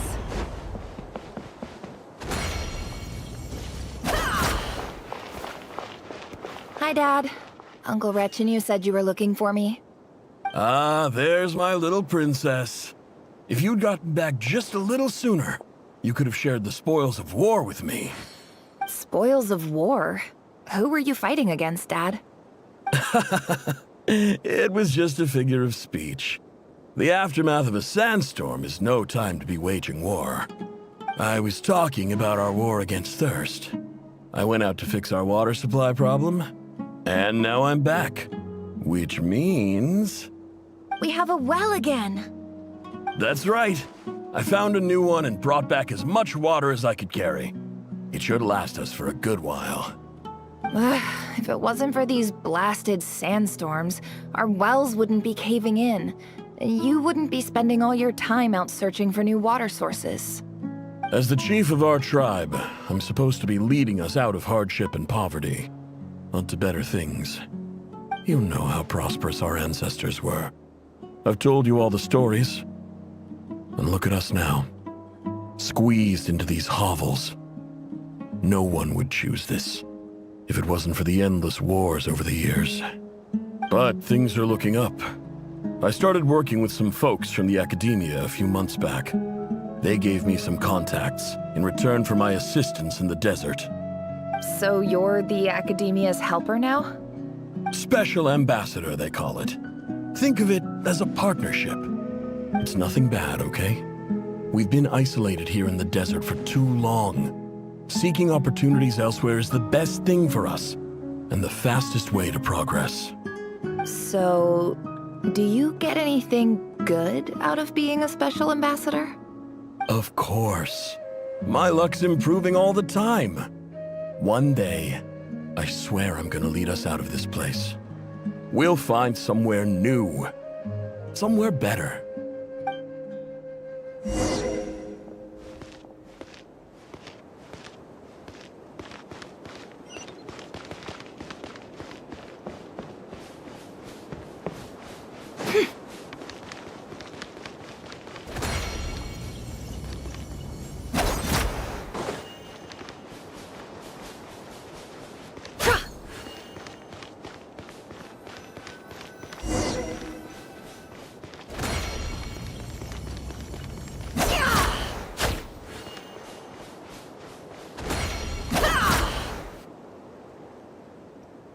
That's our well, and you know it.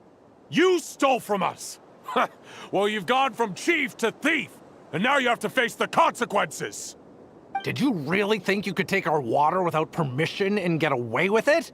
You're either brave, stupid, or both. And that Special Ambassador Act? Yeah, nice try! We spoke to the Academia. They said it was all news to them. You're a liar and a cheat!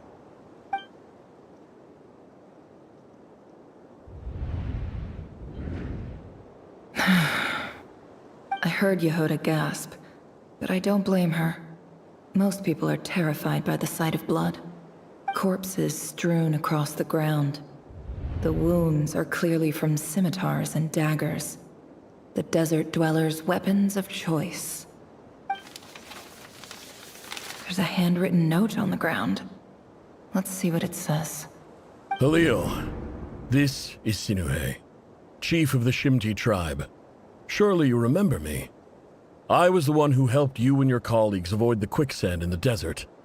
This is my second time writing to you. I assume my last letter must have gotten lost in the mail, as I didn't receive a reply. I hope this one makes it to you safely. I'm writing to you because I need some help. That sandstorm the other day completely blocked up our well, forcing me to look for another water source in Iab and Unut territory. It was a matter of survival. Praise the gods. The well of the Iab tribe was intact. It was my last resort. I drew what water I could and left, but not without being spotted. I fear they will retaliate. You told me to write to you if I ever needed help. You said you'd be my ally in the academia. I urgently need you to formally recognize my title of Special Ambassador and send some of your people to assist me for a few days. It's the only way I can convince them that this was the Academia's decision and prevent them from retaliating. This is an emergency. Please send help as soon as possible. Looks like this letter never got sent. The writer died a grisly death, and the letter was trampled into the ground. It's badly defaced. Some parts are barely legible. What a ridiculous lie the surviving Shimti tell. Their whole village was butchered over a sip of water.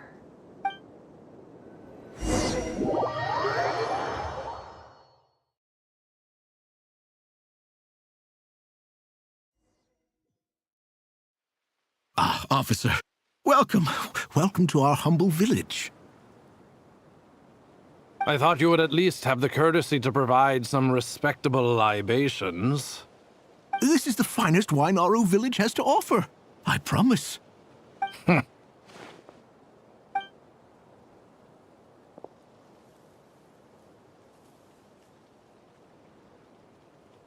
The Academia has agreed to reserve a single space for a candidate from your village. But I remain skeptical of this entire endeavor. I highly doubt anyone in this desert possesses serious academic potential. Please, have faith! If not in us, then in our god. The child we found shows great promise. I beg you, take her away from this place. Give her a chance. Don't let her talent go to waste. I don't recognize her. New arrival? She showed up here a few days ago and we took her in. She's a really bright kid. Please help. I'm begging you. So, where are you from? Nowhere special. Just a sand dune. What about the rest of your family? How many of you are there? Just the one. It's only you? Correct. So, no brothers, no sisters, no mother or father? Any who have slept on a bed of sand, I call my brothers and my sisters. Apart from that, I have no family. All right. Get over here. Sign your name on the form.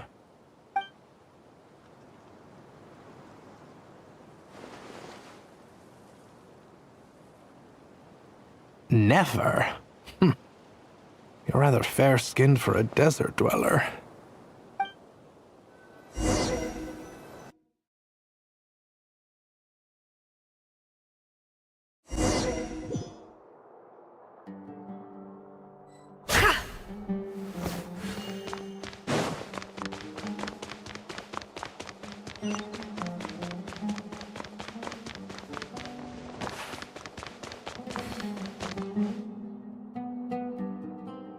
Nefer, this term's assignments have been issued already.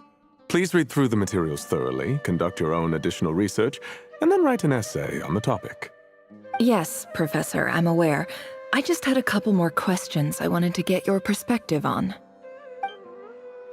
Oh? Please ask away. Well, I saw the other students' problem sheets, and I couldn't help but notice that my assignment is much easier than theirs. Do you really think I'm a weak student? A weak student? Goodness, no. Quite the opposite. You have a sharp mind. Almost too sharp. I think what you're saying is, a weak student wouldn't have noticed the discrepancy. And if they did, they certainly wouldn't complain about the lighter workload. You see, sharp as they come. You see things the way they are. And I'm sure you know why they're like that. Because of where I come from.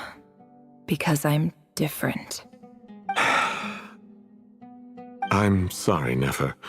I don't like it any more than you do. It's just... Anyway, you said you had a couple of questions. What's the other one? I wanted to check... If someone sent me a letter to the Academia, where do I go to collect it? Ah, your family wrote to you. Well, as long as they put your name on the envelope, someone should hand it right to you. Not exactly. It's not even a recent letter. I was just curious where the mail would end up if no one collects it. The House of Dana, I expect.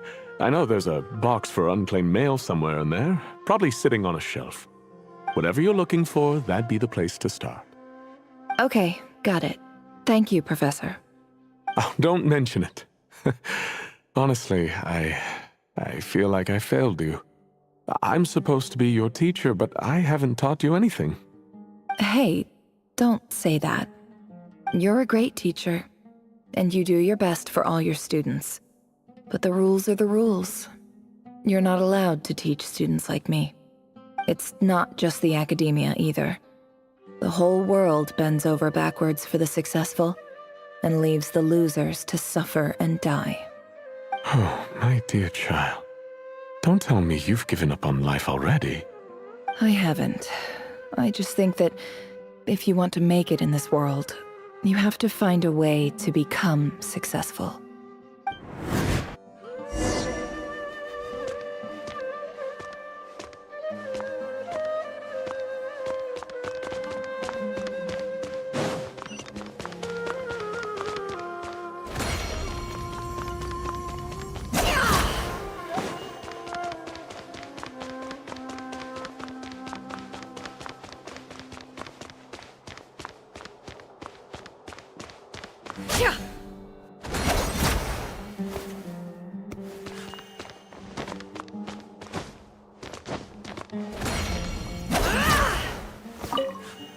This must be it. A big cardboard box full of unclaimed mail. And probably some letters that ended up here by mistake, too.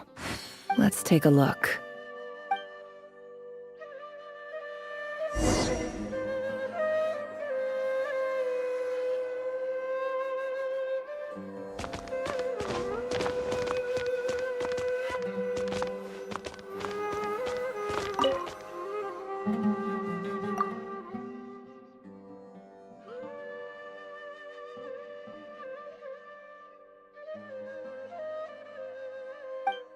A dilapidation survey from Port Ormos. Looks like it's from a Core of 30 representative. What a strange thought. A bunch of mercs losing sleep over rundown buildings.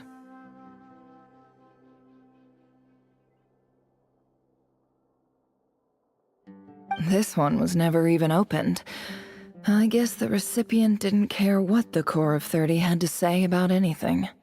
Who was it addressed to? I don't recognize the name, but it must have been a Kasharawar professor. This one is addressed to the Immorta Sage. The title is Changes Observed in Satyavada Life Symptoms. Why do all these letters read like full-blown dissertations? Guided by the incense, we became lost somewhere in the forest. All the barriers between levels of consciousness disappeared as our minds soared around in circles, looking for a branch to seek refuge on.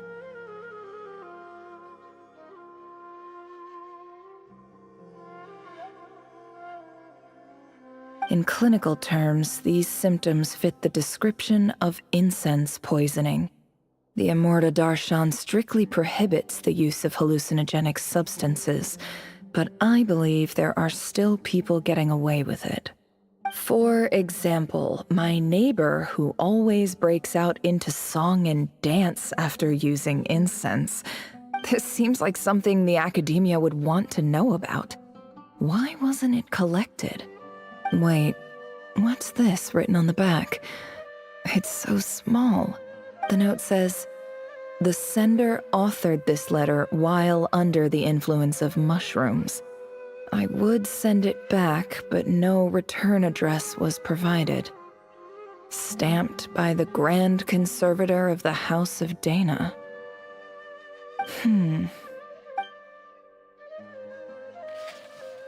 This next one is addressed to Grand Sage Azar. A few words of protest regarding recent changes in Sumeru's educational policy.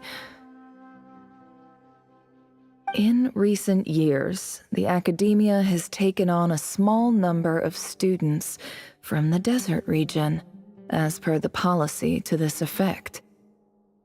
However, it appears to me that these students have not, in fact, been provided with educational opportunities that are, in any meaningful sense, equal to those enjoyed by their peers, as well as receiving dumbed-down assignments and perfunctory tutoring. They do not even have full access to the Akasha system. Education is the fundamental purpose of this institution, which should go without saying in a nation whose founding virtues are knowledge and wisdom. I ask you, is the lip service we pay to the policy of education for desert students truly the standard of pedagogy to which the academia aspires? As Grand Sage, policy decisions are your prerogative, but do not forget your roots. You and I were once students too, as was everyone else in this institution.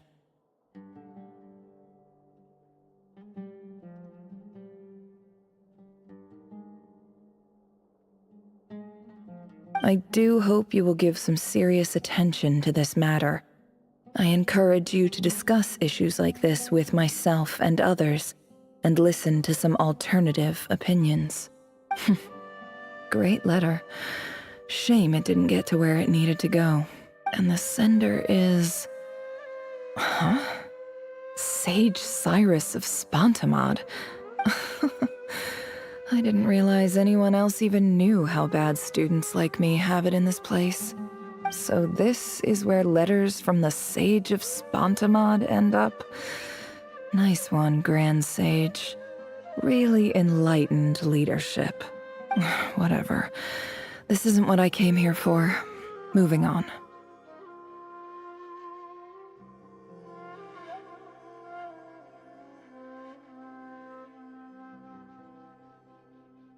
I'm not exactly holding out hope that a letter sent from the desert would even make it here. But if it did, where else would it end up if not in this box? I can't believe how much discarded mail there is. Must have been years since someone last went through it all. And this is just one box. The whole House of Dana is boxes on shelves. I don't believe for 1 second that any human being has sat down and read through all the documents in this place. Who has that much free time on their hands? Wait, could this be it?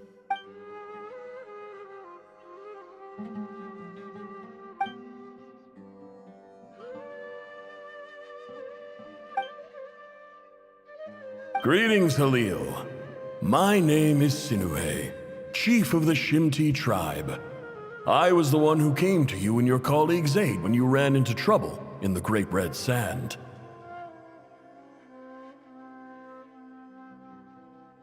I don't know how well you remember it now, but I brought you to safety and gave you some water and other supplies. You seemed very pleased and told me your name. In my tribe, learning a person's true name is serious business, and I therefore see you all as friends. You were kind enough to leave your contact details, so we could stay in touch. The Shimti tribe lives a harsh, nomadic existence in the desert. You were sympathetic towards my plight, promising to make me a special ambassador of the academia and help us find a way to make a better living. This brings me to my reason for writing. Our tribe has fallen on particularly hard times, and I would like to ask for your assistance. There was a terrible sandstorm a few days ago, which blocked up the well in our land. To ensure my people's survival, I had no choice but to venture into Eob and Unut territory in search of an alternate water source. The Eob and Unut are descended from the Thamudians, while we trace our ancestry to Tulatala. We worship the Lord of Flowers and have had relatively good relations with our fellow tribes up until now. I found a well belonging to the Eob tribe. They declined to help us, but I really had no other option, so I took some water to keep me and my tribe alive.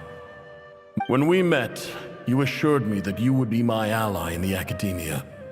I would like to take you up on that offer, because I really need your help. I wonder if you could send an academia representative to meet with me. That aside, the last time you were here, you mentioned that the academia had started accepting students from the desert, and I told you a little about my daughter, Nefer. We have next to no resources here in the desert, and my power and influence are limited. Would you consider enrolling my daughter at the academia? She is a smart girl. I know she won't disappoint you. From the outset, the academia never took you seriously.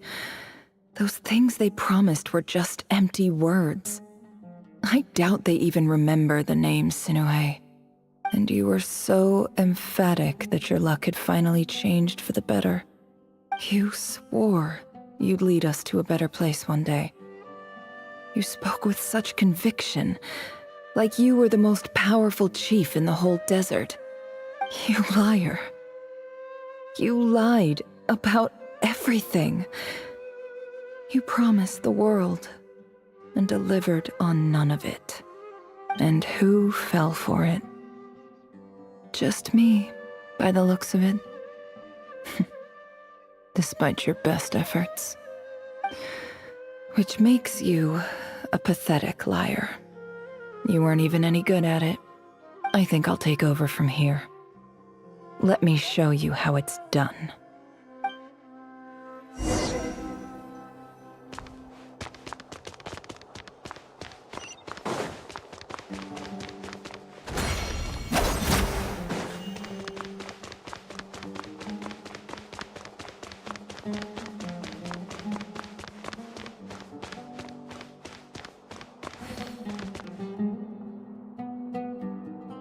I just came to say goodbye.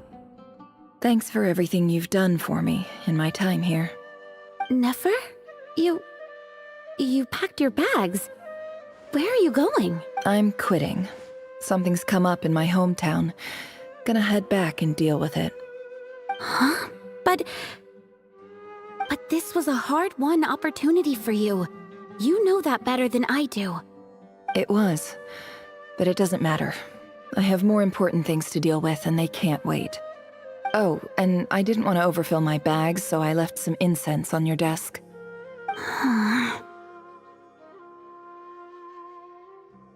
What's wrong? I thought you liked incense.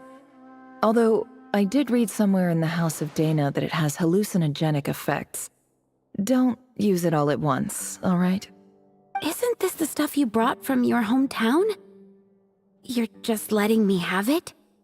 But you said it's a rare and valuable commodity. Yeah, about that. I lied. It's not rare at all. There's this bunch of ruins near my hometown that are practically overgrown with this plant. It's not worth much. Keep it, it's fine. But Nefer... All right, that's all from me. You take care.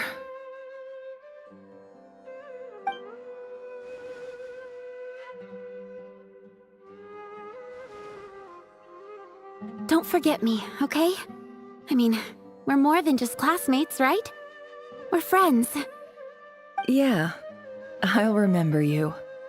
I lied again. That incense is worth a fortune, and it's a rare find even in those ruins. And as for remembering her, I have far too much to do when I get back. No time to reminisce. I'll be lucky if I even make it through this alive. But either way, I expect I'll forget you pretty quickly.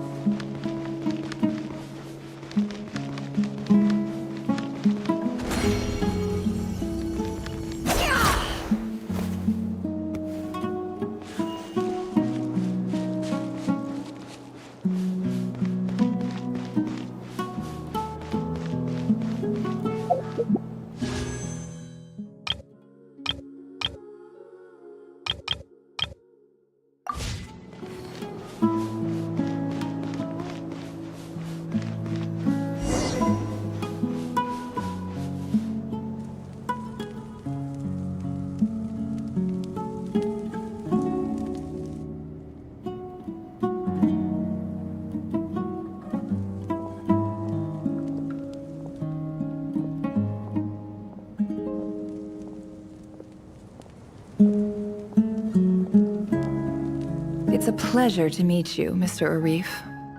So, what does the Academia want? Since they've sent their special ambassador, I assume there's a big business deal to be made.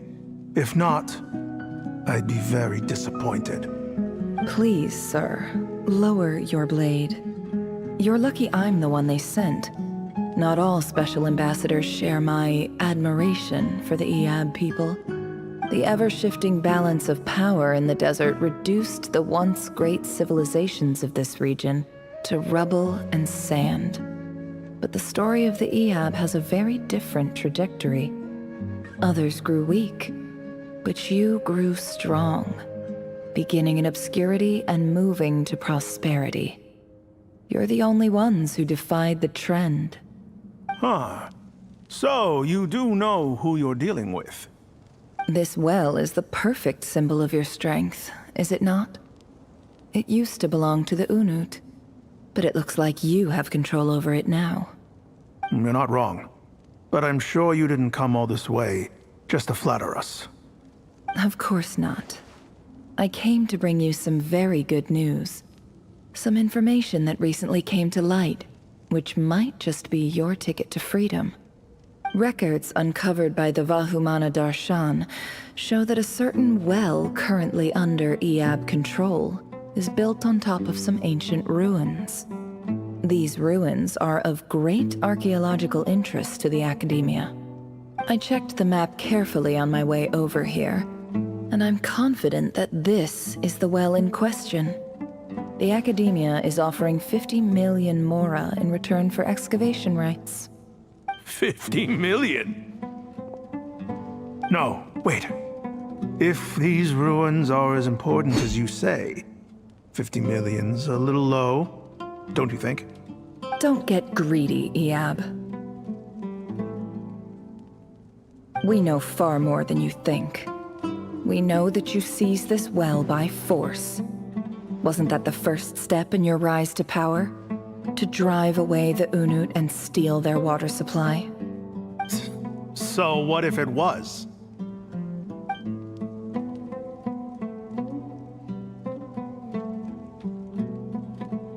Don't worry. As unscrupulous as it was, it's something we're willing to overlook. The Academia is only interested in dealing with the de facto power holders in the region. I hope I am making myself clear. And I hope your words are the truth.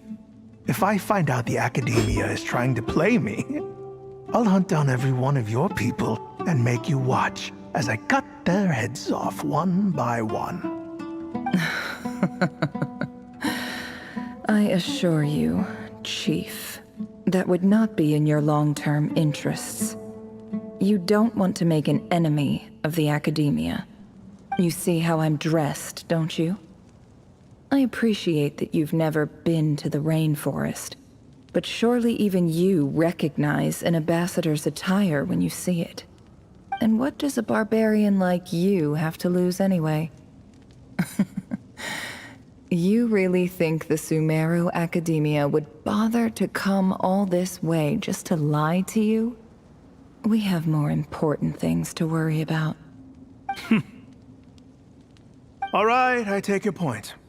The Academia is the highest authority in the land. I'm sure you're trustworthy people. In that case, we have a deal. We will sell you the excavation rights. I'd like to thank you, Ambassador. This is good news indeed. Excellent news. In fact, it calls for a celebration. Would you do us the honor of staying a while and enjoying some Iab hospitality? Gladly. I am partial to wine myself, and I trust you are as well. So let's indulge in a few drinks together, in celebration of this momentous occasion.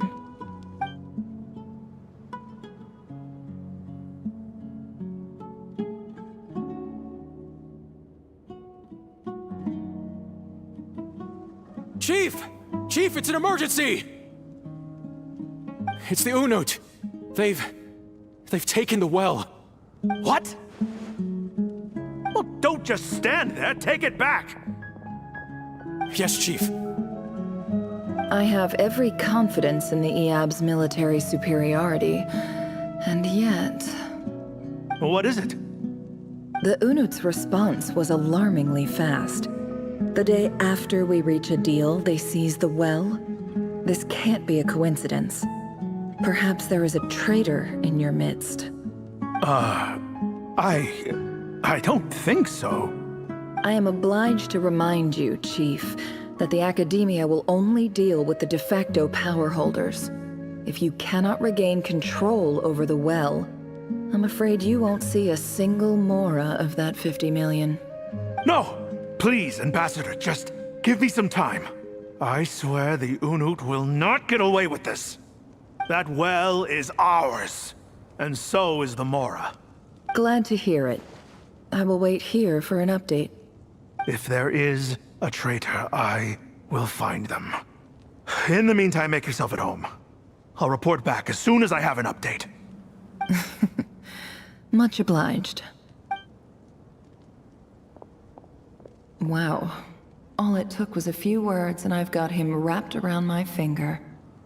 What an amazing feeling. So, in summary, Ambassador, the Academia would rather negotiate with our tribe instead of the Eab, yes? The Eab are ruthless murderers who don't listen to reason. And now they have the gall to interfere in our research projects in the desert region. So let me ask you, Chief. If you were the Academia, what would you do? Kill them all, of course. Precisely. The Academia does not tolerate those who stand in our way. The Eab have held back our academic pursuits for too long, and our patience is wearing thin. At the same time, there is simply no way that the Academia can be seen to be intervening in desert affairs. I'm sure you understand where I'm coming from. We have our own rules out here.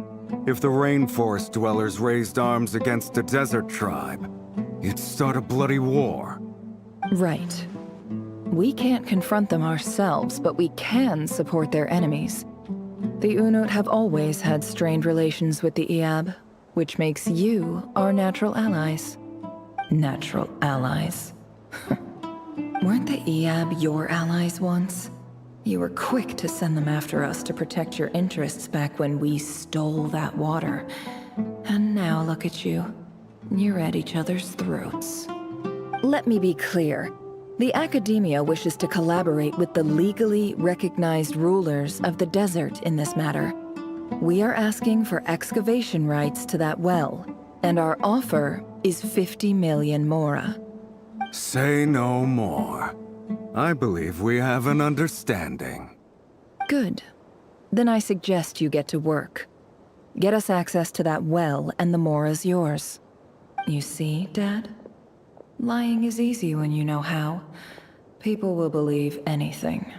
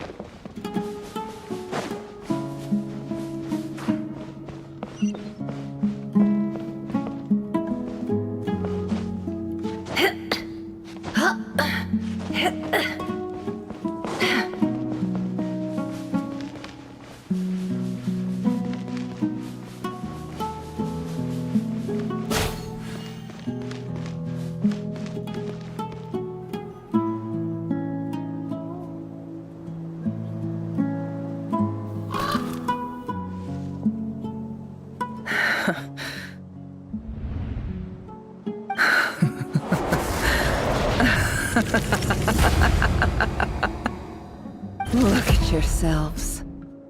You may be vile, savage monsters, but your butchered bodies bleed like any others. You're no different. You're nothing special at all. The monsters who destroyed my home, they're just ordinary, petty human beings. What a joke. I think we're even now. Maybe I've even done the desert a favor. It's a better place without all these people around. Oh, Sinuhe, my gullible fool of a father. Perhaps if you'd been as ruthless as I was today, our tribespeople would still be alive. In this dog-eat-dog world, a chief needs to be tough to survive. But you couldn't do what had to be done. So I did it for you. Nefer, it's okay. All of this is in the past now.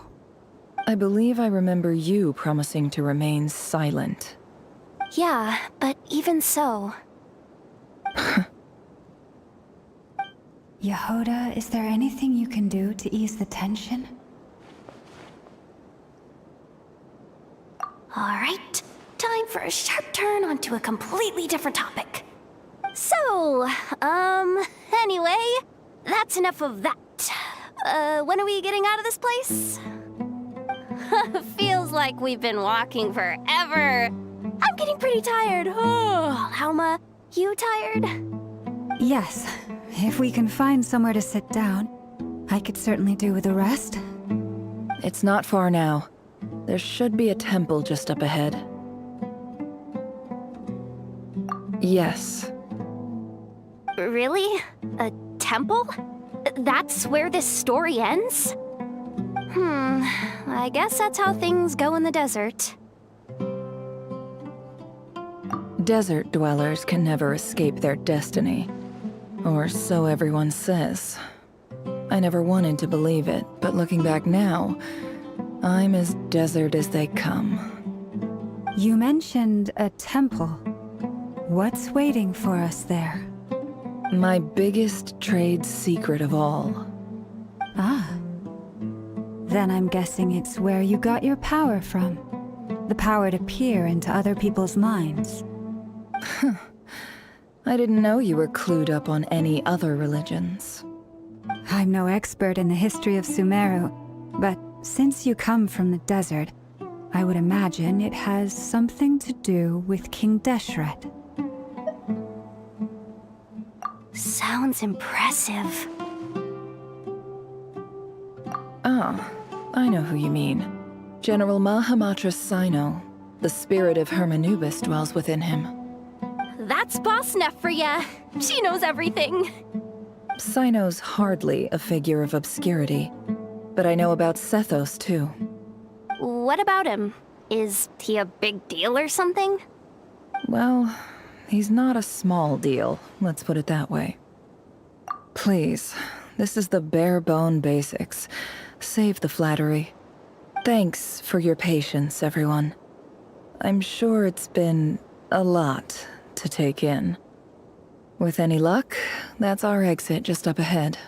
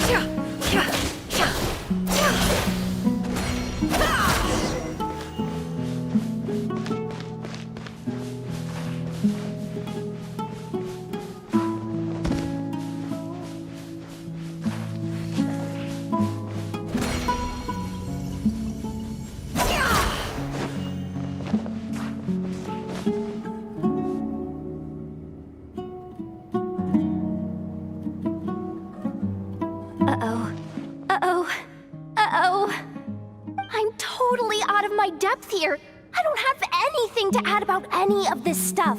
Like, look at that statue, for instance. I want to do the whole name-dropping, this girl knows her stuff thing too, but I've never seen anything like it before. A statue with the head of a bird. That's Thoth, the Ibis King, one of the 7 pillars of King Deshret. The legends say that he, the Crocodile King, and the Goat King were the 3 retainers of King Deshret. Let's take a look.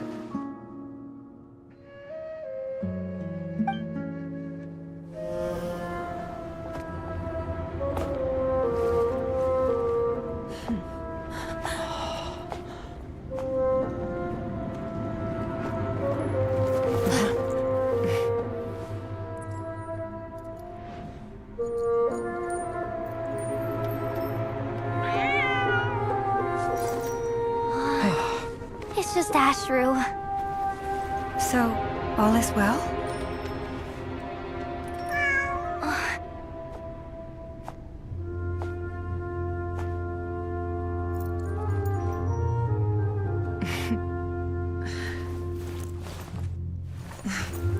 Typically speaking, at this point, the world disintegrates.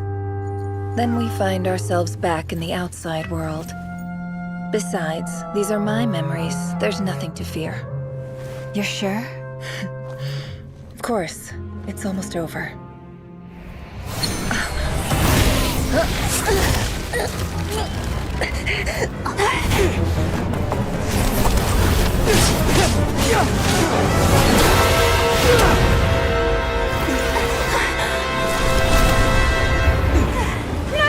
Hold on!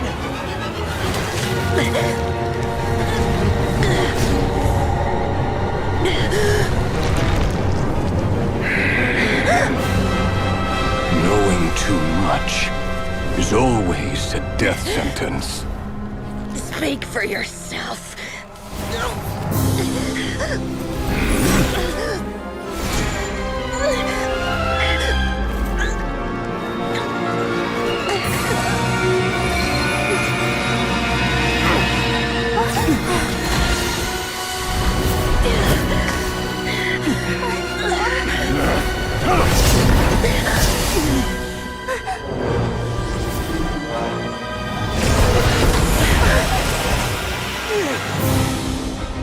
How repulsive.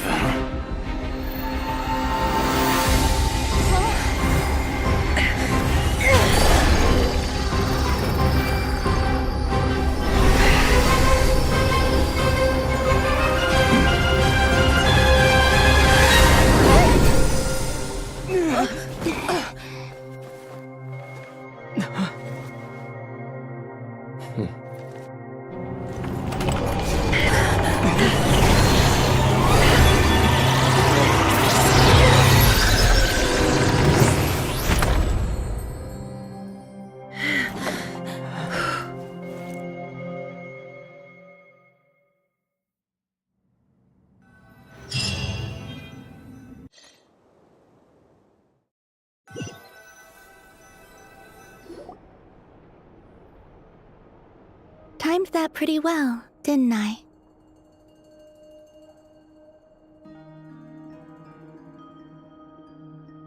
It's okay. I'm just glad no one was hurt. Paimon noticed you doing something too, Dainsleif. Were you helping get them out? Of course. When I asked Nefer to conduct this investigation, I was not naive to the dangers involved.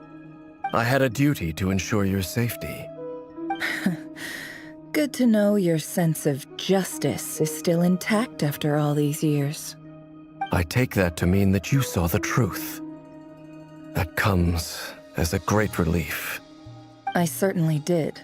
And thanks to your help, I also managed to trap Rerir inside the chess set. Whoa, really? How'd you manage that? Well, to be honest, I sensed that something was wrong long before we made it to the temple. By using this fragment to probe into Rerir's past, well, the monster formerly known as Rerir, it seems I alerted him. I was tracking him, then he caught on and started tracking me too.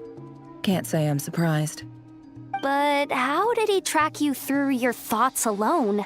That shouldn't be possible. Rerir was a secret agent who reported directly to the Vinster King.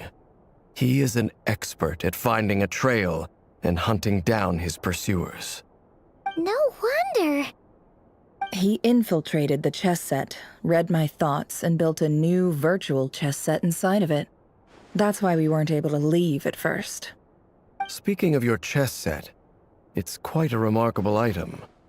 Would I be right in thinking you have some connection to King Deshret? You overestimate me. I only have a connection with one of his underlings, the Ibis King. You all saw how this came to be. A long time ago, the Iab massacred my tribe, the Shimti, in our home village. A few years later, I enrolled in the academia, where some new information came to light. The Unut and the Iab fought a bitter battle over the rights to a well, all for the sake of a non-existent 50 million mora. The Iab ultimately won that confrontation, but their victory came at the cost of almost every warrior in the tribe. The final blow to the Iab came at the victory feast, when an Unut assassin beheaded their chief right before my eyes. The remaining Eab fled and have been scattered to the winds ever since. Having gotten my revenge, I returned to my hometown, where to my surprise, the nearby temple was still standing. There it was, seemingly immune to the relentless hostility of the desert, while my tribal home lay in ruins. As I stood there gazing at the temple, I noticed a cat just outside. This cat, as it turned out, was home to the spirit of the Ibis King. He led me to a gate deep inside the temple, and there he made a deal with me. This chess set is my gift from the Ibis King. The chessboard within is made to the same specifications as the one in the mausoleum of King Deshret, and represents his power of piercing analysis. With this chessboard in its container, I gained a certain ability to perceive hidden secrets. Now, you could conclude that the Ibis King simply wanted to give the people of this world the power to seek the truth, but I don't believe that's the full story. Every god plays favorites. Their hearts are as fickle as any human's, full of secrets, perversions, egotistical tendencies. But precious few gods are willing to admit this. It is the same with all powerful forces, including fate itself. Their gaze falls preferentially upon a select few. As you rightly point out, this is an act of favoritism. If you're alluding to the Abyss, then yes, I agree. Gather the others. It's time to share everything I've learned.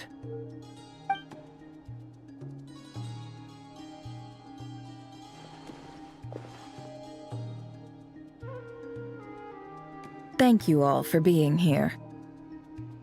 As promised, I did some further investigating into the Raker of Solnari's background. I am pleased to report that the investigation has been most fruitful indeed. The Raker of Solnari, real name Rerir, was once a Conrian subject who served the Vinster King. I will now share the important details of his story. Please save any questions or comments for the end.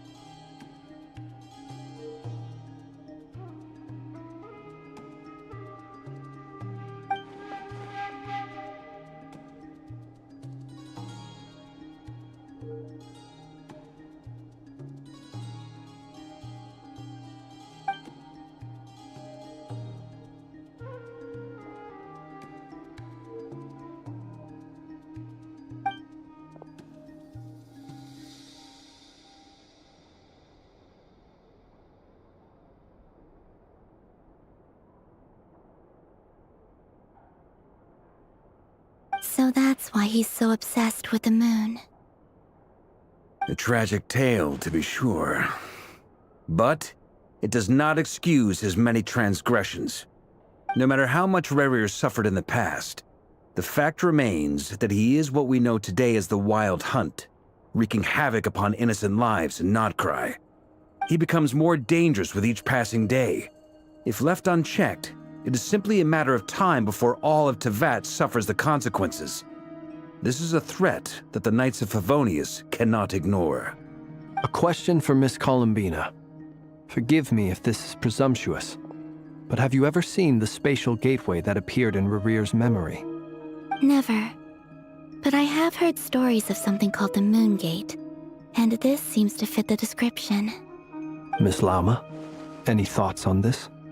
In the lore of the Frost Moon Scions, the moon is believed to hold many secrets. Some sources speak of ancient knowledge, others of a gateway to the unknown. The term Moon Gate is one I have heard before, but as is the case with all of our legends, there are no records of any first-hand witnesses. We cannot know whether it truly exists. Then back to Miss Columbina. As a moon goddess yourself, do you have some idea of where the Moon Gate leads to? Not at this stage, sorry. I do hold the power of the Frost Moon, and my strength is recovering well. I can sense that the gate would open at my command, but... But there's more to the power of the Frost Moon than that? Yes. A moon goddess has the right to open the Moon Gate, since it is a path to the moon. But as Nefer mentioned, holding open a spatial gateway takes a huge amount of power. And right now, I need to conserve my energy to fight the Ray Hero of Solnari. I'm afraid this is one mystery we may have to leave unsolved for now. I agree. Better to save your strength. But if you'll humor me for a moment, I have a bold conjecture of my own regarding the world beyond the gateway. I highly suspect that neither Tholindis nor Rerir made it through unscathed. The evidence pointing to this is the fact that the Rehir of Solnari exists in the form of countless fragments. With the abyssal power he wields, no ordinary foe can touch him, let alone tear him to shreds. And yet, the wild hunt proliferates wherever his scattered fragments lie, drawing hordes of monsters to many different locations across the land. So your theory is that Rerir was physically torn to shreds by some powerful force? Hence, why the Wild Hunt is a distributed phenomenon, rather than a unified one? Makes sense to me. Explains why the Wild Hunt is so pervasive, and why he's been trying to piece himself back together. He was whole to begin with, and he wants to be whole again. Without the power of the Abyss on his side, he almost certainly would have perished the moment he was torn apart. But the Abyss, much like a curse, has kept him alive. I could not agree more. The power of the Abyss is most surely a curse. It is a compelling explanation, and one that accords with my present understanding of Abyss creatures. Whether the life form in question is primitive or advanced, if a curse has extended its lifespan unnaturally, it will continue to survive in spite of everything. This raises some interesting questions. I will run some experiments and see if there is any validity to my suspicions. That being said, regardless of whether my research bears fruit, I would like to thank Miss Nefer for conducting such a thorough investigation. Already, it has greatly enriched my understanding of the entity we face. My pleasure, Mr. Albedo. I too hope that the information I have shared today proves useful as we look to formulate the next stage of our plan. Hey! What is it, Dainsleif? You look really upset! It's just... when I think of the man I once knew as Rerir, I struggle to understand why things had to turn out like this. The two of you used to be friends, didn't you? I don't know if these words will bring any comfort, but my heart goes out to you. Mine too. We can never know all the hows and whys of the way things are. The moon and stars are full of untold secrets and lies, and the skies are host to many more mysteries than these alone. Yet, none of that can begin to compare with the complexity of human life. Those are the first comforting words I've heard in a long time. Thank you, both. Well, I think this is a good place to end today's meeting. I'm sure Nefer needs some time to recover. She's been through an awful lot today. That's very thoughtful of you, Lama. Of course. Sounds good to me. Take some time to rest and digest before we reconvene to nail down a plan.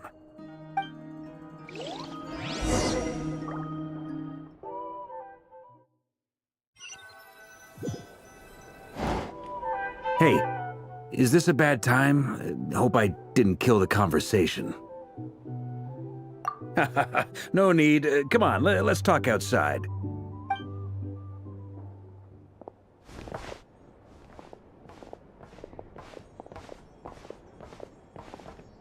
Anyway, Nefer went back to the curatorium to get some rest. But before she left, she shared some things with me that I thought you should be aware of.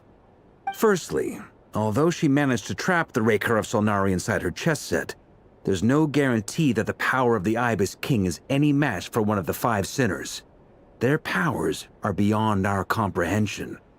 It's only a matter of time before he finds a way to break out. We have to come up with a plan and take care of him before that happens.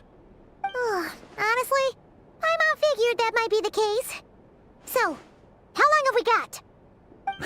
Well, I asked her that same question. She talked for a long time, but for the most part, it seemed like she was trying to convince me how precious her chess set is. What a long and storied history it has. It felt like some kind of sales pitch, you know? The kind where you end up handing over Mora against your will? Anyway, after all that, she finally answered the question. 2 days, at most. 2 days? Holy moly! Can we even recruit enough help in that time? That remains to be seen. Which brings me to the second issue. Dainsleif is obviously conflicted about this whole thing. But given how little time we have, there's no way we can pull this off without his help. You have some history with him, right? Do you think maybe you could talk to him for us? Great. I appreciate it. All right, on to item 3. So, Albedo, Durin, and I put our heads together and came up with a plan. Can't promise it's gonna work yet, but at least it's a start. We figured we'd bounce the idea off you first. We'll explore it further once everyone's recovered. Oh, Paimon's dying to hear this. All right, so here's what we're thinking.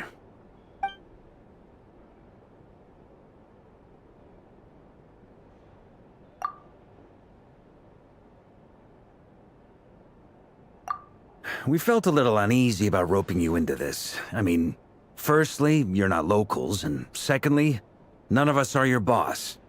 You're well within your rights to refuse if you so choose. Roping us in? Why would you even say that? We know the stakes here. It's all of us against the Raher of Solnari, or none of us stand a chance. I choose my words very intentionally, I'll have you know. I like to think there's an art to striking a down-to-earth tone even when the stakes are through the roof. Sir Varka, I have a few thoughts about this plan. I'm all ears. I think we can be more flexible with how the roles are allocated. In my view, the most sensible lineup would be like this.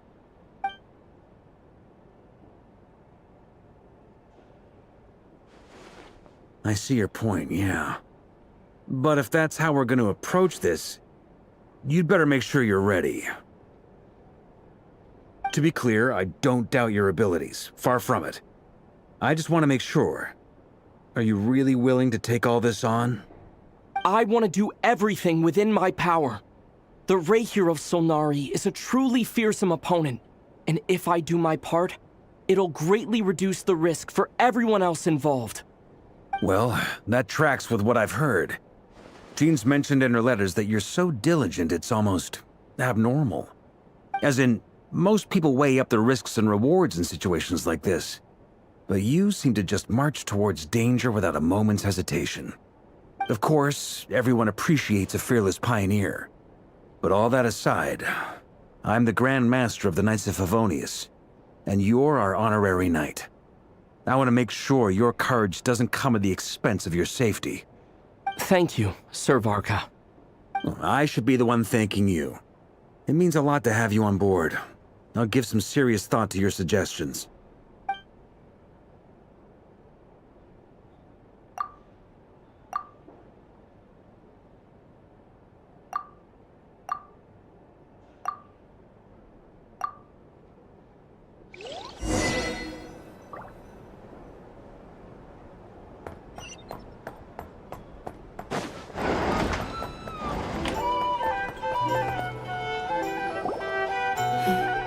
This is a thorough plan, but I do have one last question before we take action. How can we be sure that our enemy won't leave the designated area? Great question. Albedo's been hard at work analyzing Rerir and the Wild Hunt's behavioral patterns. His conclusions are as follows. Firstly, from the earliest known confrontation until now, Rerir has never displayed any ability to manipulate the dimension of space. So it's unlikely he has any power in that domain. Secondly, he seems to have a particularly strong vendetta against our group.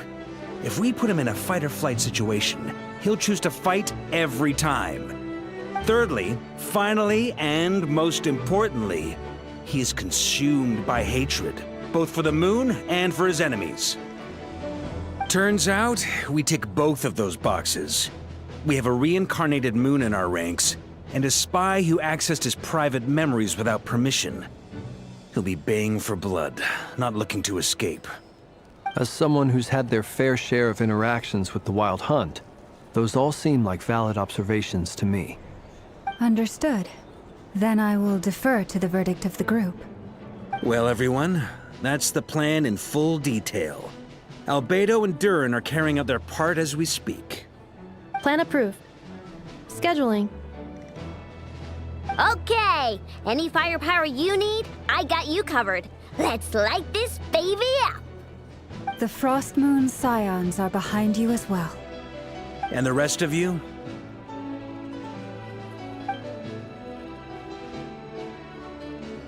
No objections? All right, then it's settled.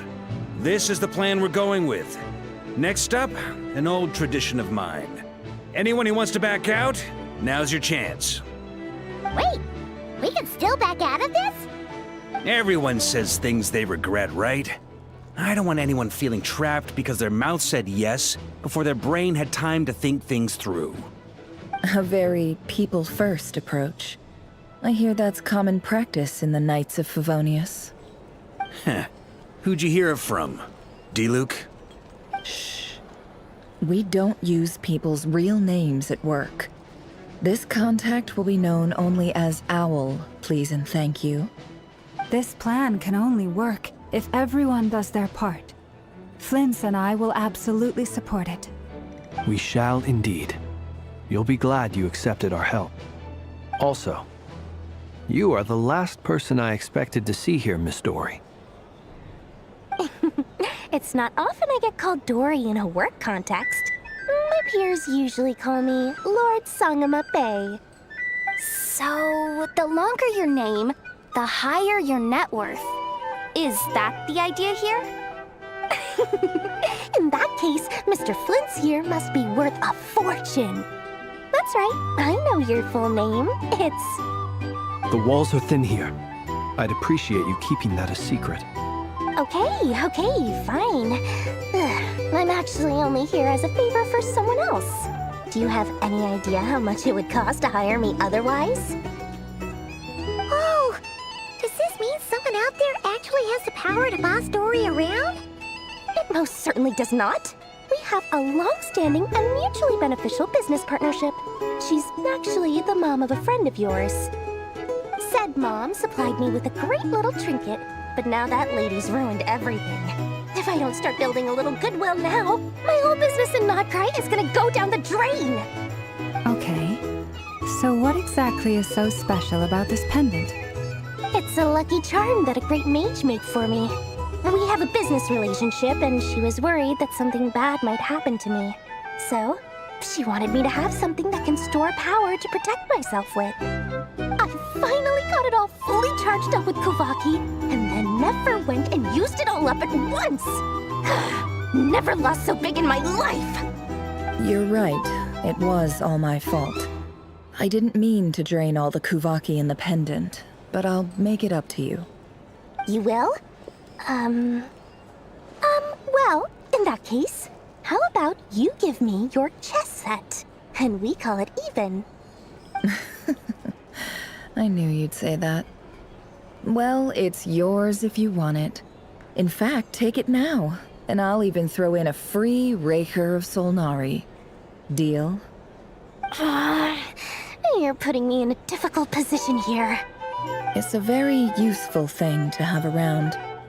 but I have a funny feeling it won't be around much longer. I guess we'll see in a couple of days. Looks like bankruptcy for me. Hey, don't be so pessimistic. See this through and you never know. You might find a new business opportunity on the other side.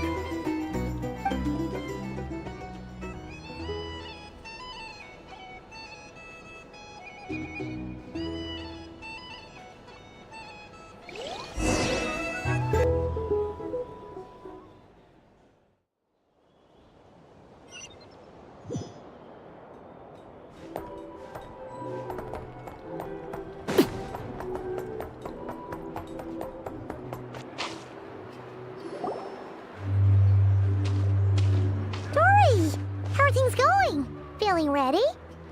Oh, I was born ready. We only have 2 days. You think Lord Sangamabe would let an opportunity like this slip by? Don't forget, when something's in high demand, the people with the goods on hand get to charge the highest price of all, even higher than the sellers taking advance orders. Ta-da! See? It's right here. Ah, it's so pretty. Did you make it?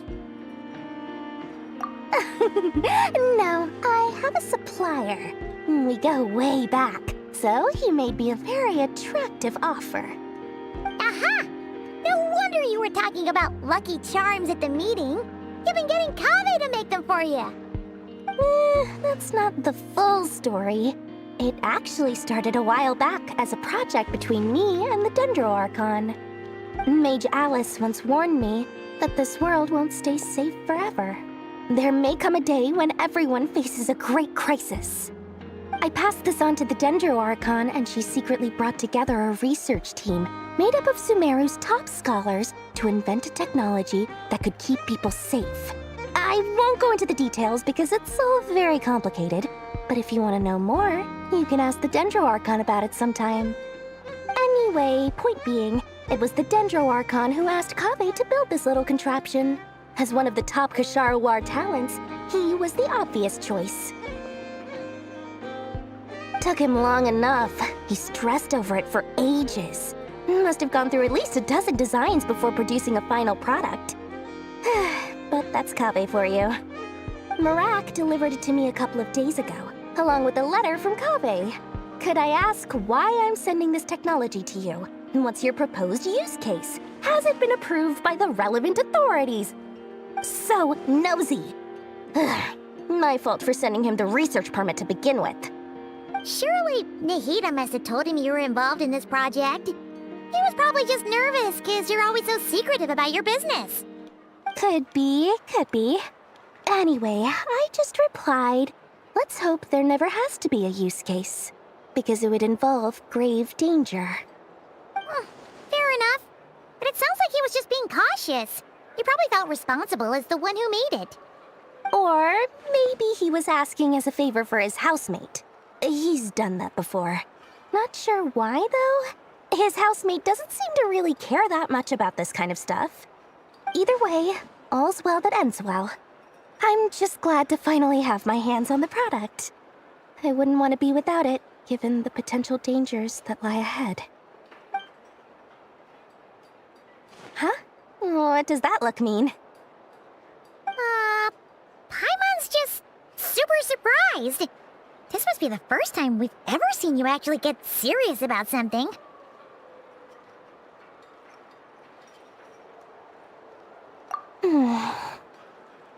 Well, a long time ago, I made a promise to myself. I promised that I was gonna live every day of my life with a big beaming smile. Obviously, Mora plays a big part in that. But there are always gonna be times in life when you have to give something back. That could mean paying back a debt, returning a favor, or showing some kindness. Alice has been a huge help to me over the years. She was the first investor I ever had. And I want my investors to know that Lord Sangamabe is the best in the business. And more than that, no one knows what the future will bring. Whatever happens, I want to make sure the Dendro Archon and all of Sumeru is prepared to face whatever comes. that. I was just making sure Nefer and I are square. Don't be thinking it was some sort of benevolent act. I'm no saint, so don't treat me like something I'm not. My priority is doing the business that I want to do. So long as my conscience lets me, but it usually does. That's the Lord Sangama Bay business model. All right, if you say so. I do say so, and that's the whole point. I'm a businesswoman. Don't go trying to figure out what kind of person I am. You'll exhaust yourself. Much easier for everyone involved if you just take my word for it. Oh, and could you two help me get this stuff where it needs to be? Thanks so much. You're my favorite assistants.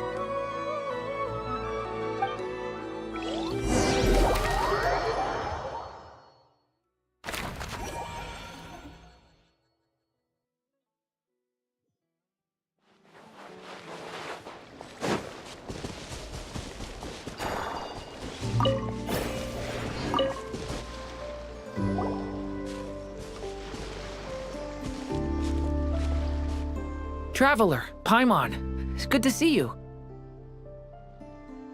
Everything going smoothly over here? Sort of. As you're probably aware, Varka, Durin, and I captured some abyssal creatures from the Wild Hunt. Per the plan, we dissected and analyzed some samples of these creatures. The process went very smoothly. The findings, however, come with some troubling implications. What? You can actually dissect the Wild Hunt? That depends on your definition of Wild Hunt and dissection. Harmless, lifeless. These words are accurate descriptions. The Wild Hunt is an interesting phenomenon. In and of itself, it doesn't seem to possess anything akin to a human personality. But taken as a collective, the medium through which the Wild Hunt is summoned does appear to have a soul. Master griped a lot about the wise Horoptatyr, and seemed somewhat fascinated with the Faustsert Elegy. But she barely mentioned Rerir at all. I don't think that was because of his lower social standing, though. Anyway, it's a pity. I should like to hear her thoughts on the nature of the lifeform he has become today. It's a strange mix. The furious energy of an abyssal being channeled through a fractured physical existence. A consequence of being torn apart by an unknown power. Perhaps the only explanation for his survival in this state is that he sacrificed a degree of individuality in exchange for a continued existence. Oh, sorry. Once I get talking about interesting research, I have a tendency to go on indefinitely. Back to our research findings. Essentially, they confirm my hypothesis. Rerir's corpse is completely contaminated by the Abyss, and the effects are irreversible. You could think of this as Rerir in mutated form. But in my view, even that would be inaccurate. In reality, his whole being has been consumed by the Abyss. In other words, he is now nothing more than a manifestation of abyssal power. Unfortunately, at present, we have no means of completely eradicating abyssal power. Hence, we cannot fundamentally destroy the Rayhir of Solnari either. Oh, that's terrible news! So, that's it? We can't defeat him? Not even if we get the power of the Three Moons? Miss Columbina's situation is a difficult one. She can never achieve wholeness when the world does not accept her presence. It's as if her creator banished her to a place she can never be accepted. It means she spends most of her energy just on her own survival. Given the circumstances, it's only natural to despair. But we must see this plan through to the end. Time to kick off the backup plan.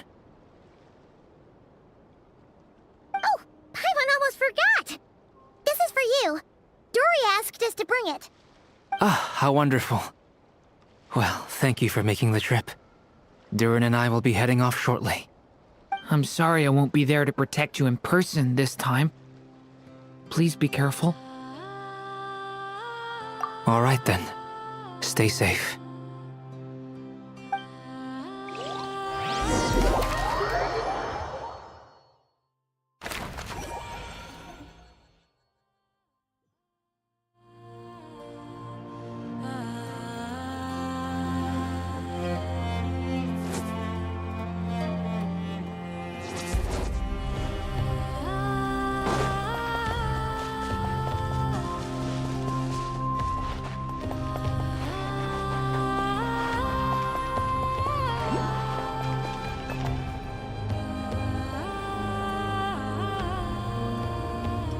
Miss Lauma, is everyone here? Yes. The fate of my flock is in your hands, Grandmaster Varka. Please keep them safe. My lady, what are you saying? Within the next 24 hours, we will face the biggest crisis the world has ever seen. This is not a burden that we deserve to bear, but I believe that we reap what we sow in this life. So I intend to act. I must do what I think is right. For me, that means fighting for the future of Nodcry. This gentleman is the Grand Master of the Knights of Favonius, Varka, Knight of Boreas. In my absence, please follow his lead. Hey, everyone. Guess I should introduce myself.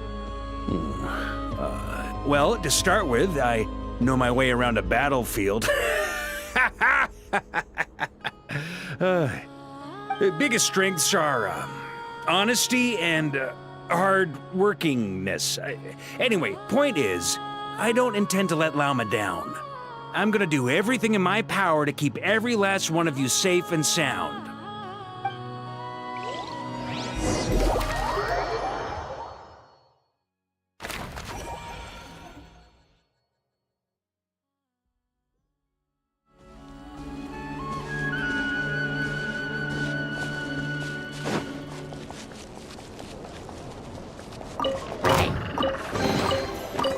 Transfixed! Witness my rise! Overruled!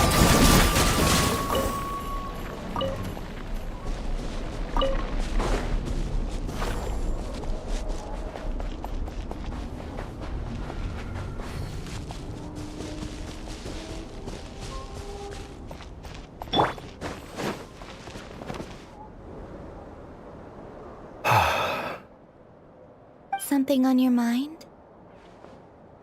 Miss Columbina, was it? I believe that's how the others addressed you. That's right. Names are funny things. Have you always been called Dainsleif? Yes. I take it your own name has a more complicated history. I have a different relationship with names than other people. To be honest, I'm not even sure that Columbina is my name. At least, not in the same way that Dainsleif is yours. But it's what everyone calls me, and I go along with it. A lot of my life has been that way. I get so used to things that I forget to question why they are so. I never used to think much about where names come from, or what they mean to people. Maybe something's wrong with me. You're different from other people. I sensed it the first time we met. You're more perceptive than most. I'm sure your long life and rich range of experience explains that. Do you ever find yourself missing Conria, Mr. Dainsleif? Difficult to answer. I have dreamed of the past many, many times. Sometimes I'm fighting tooth and nail. Other times I'm lying on the ground, defeated. I don't recall any happy moments from that time. It has been too long. Is that because hatred survives longer than love and affection? That would not be for me to say. I make no excuses for the grudges I bear. But whatever the reason, I remember little that was beautiful or sentimental. Thank you for your help with the Rerir situation. Without your efforts, I never could have learned the hidden truth of his story. You're welcome. I know he's your friend. Friend? He betrayed me. And I never really understood what he was going through in life. Some friendship, that is. Okay.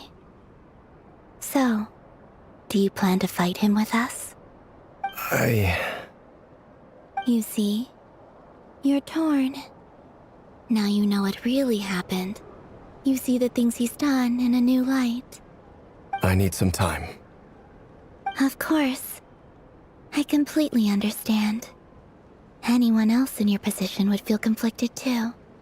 Actually, I went through something similar myself recently. Something happened that changed my perspective on a situation. A situation I took for granted at the time, but now I feel very grateful for it. You mean the Harbingers who still support you, even though you've left the Fatui? Yes.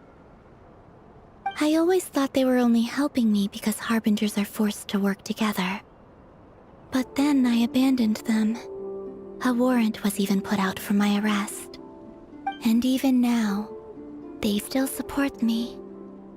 Which means I was wrong about them all along. Clearly, they view you as a friend. I feel a little guilty now. I regret not seeing her help for what it was, and not treasuring it. I see the guilt that you're feeling now, because I feel it too. Hopefully, talking about it will do us both some good. Have you noticed that the Traveler and Paimon are over there? I think they've been listening. Huh. Shall we say hello? Sure. Hello. Ah! They caught us!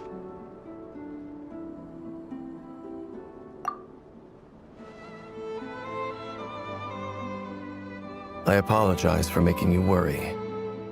No doubt you wish to know where I stand on the plan to take down the Rehyr of Solnari. I'm afraid I need a little time, but I will seriously consider joining you. You will? Oh, thank you so much! Everyone will be so grateful to hear that! They needn't be. This was something that I was going to have to face up to eventually. That doesn't matter to them. They're grateful to you regardless. You can't control their gratitude, so just accept it. And then, have a think about whether you're willing to join us.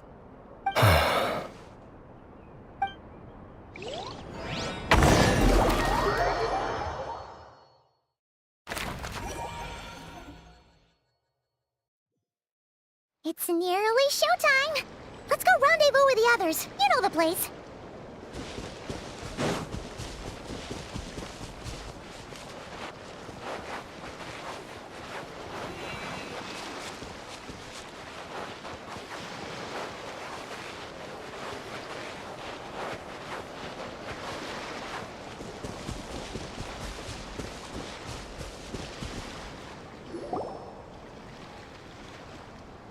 Ah, you're earlier than I expected. Hey, Flint's! Been waiting here long? Not too long. I came a little early so I'd have some time to think. Are you nervous about the battle? Quite the opposite. I'm reminiscing on my past battles. When I was awakened by the Ratniki, I had not touched a weapon in many years. I felt like the battlefield was not where I belonged.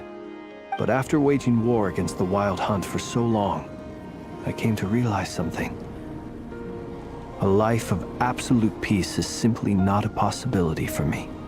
My restless flame indicates that somewhere inside of me, there is a deep yearning to root out the evil in this world. Oh, that doesn't sound like such a bad thing. Well, in the past, when I was a Fae whose primary concern was hibernation, it was hardly ideal. But it certainly serves me well here in the present. And I am delighted to be able to join forces with you in this endeavor. Looks like I'm not the first to arrive. Ah, Miss Lauma. Did you sleep okay last night? I struggled to settle down at first, because of the nerves. But don't worry. I got enough sleep in the end. I'll be just fine. Please, I'm just doing my part. Never! Over here!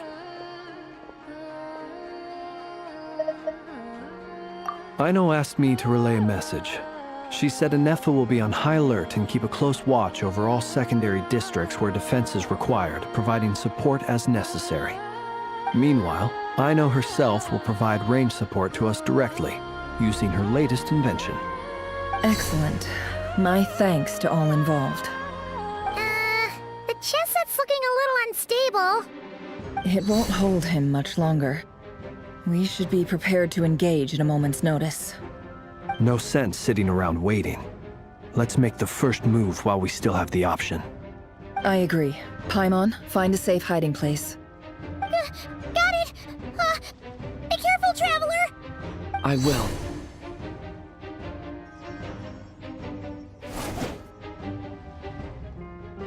Everyone, take your positions as soon as the battle starts. Every ounce of strength we have in our bones, let us bring to this fight. Ready? Let's go. I've seen all your futile ploys before. You have become the authors of your own demise. I wouldn't be so sure about that. You are merely a moment of sport before I tear down the moon.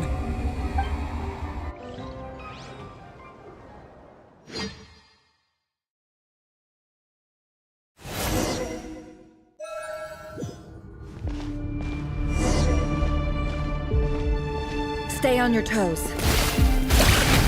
Let me help you guys. Big stretch! Move! Close your eyes. Be silent. The moonlight betrays you. Steady now. Can't hide the truth.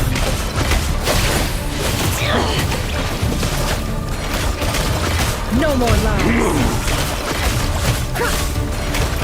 Hunt them down! Water jet! It's all futile. Hunt them down! Observe. Pathetic! Are you quite finished?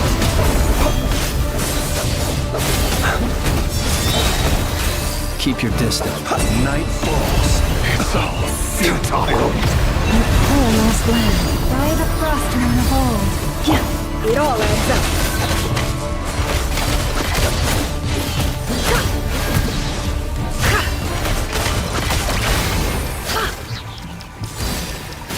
Can't hide the truth.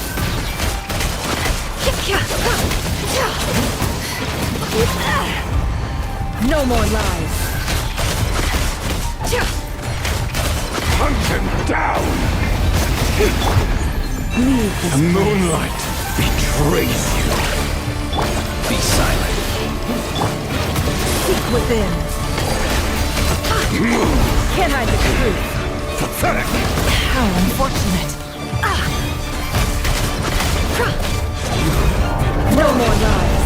It began with the moon, and so shall it end. The moon will protect you.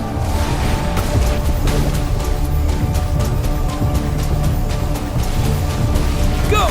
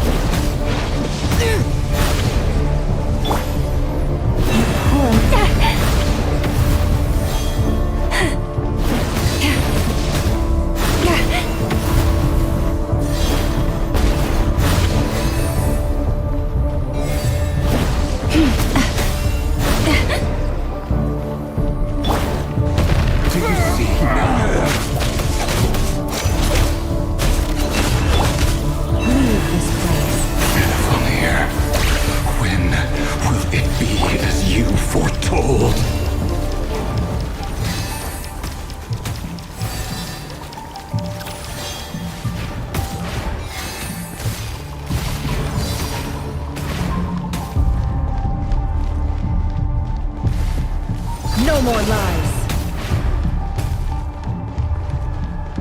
The moonlight betrays you.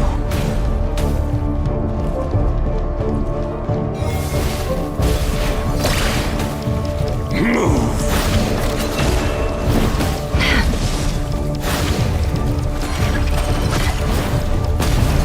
What a joke!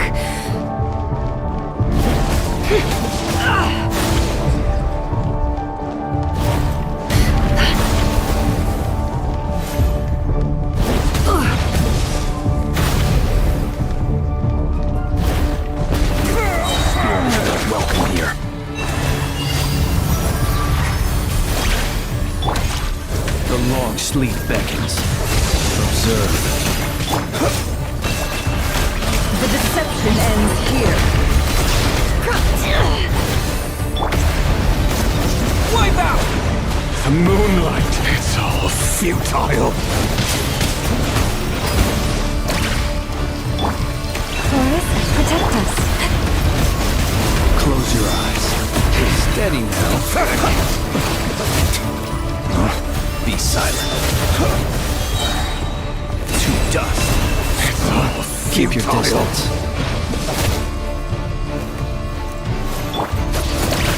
You kill a last land by the frost moon of old. It all adds up. Hunt him down! No more lies. It all falls into place.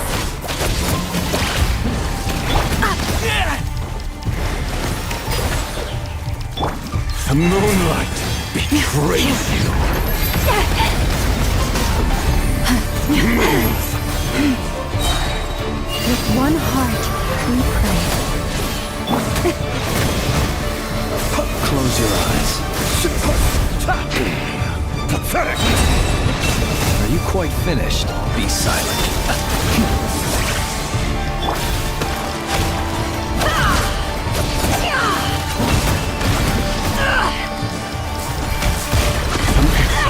Futile! It all adds up. It all falls into place. Pathetic! Forest, protect us. Stay your hand. Go! Your little game of heroics is over. Who wants to go first?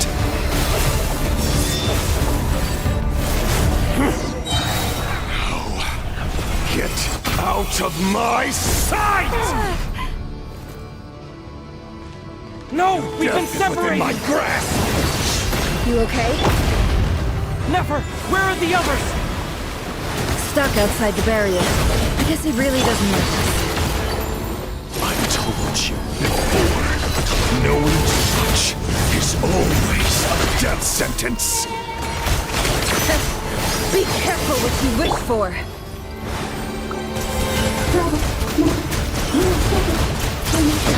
Lama! Can you hear me? Hold on, silence. The voices are gone.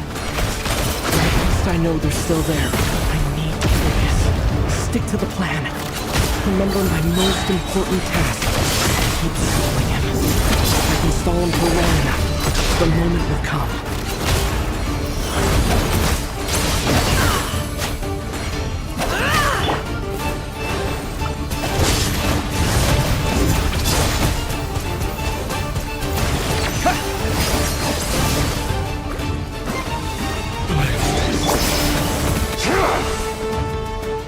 No more lies.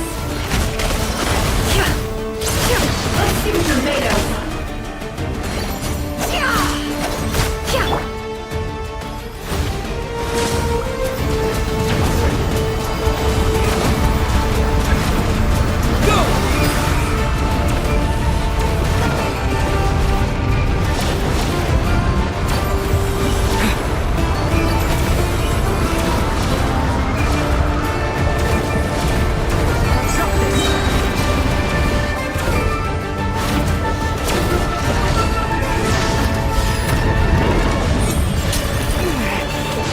Shield's broken. I can't Destroyed and reborn. Your death is within my grasp. Time to come clean.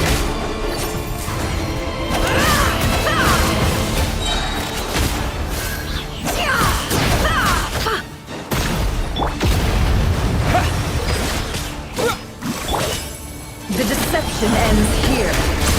How unfortunate.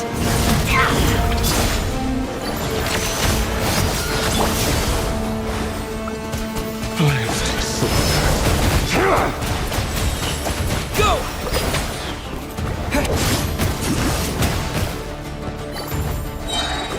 Wipe out! Can I be... No more lies.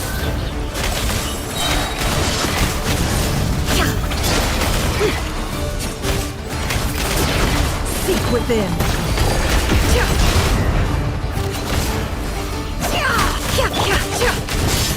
Go! It all adds up. The mystery unravels.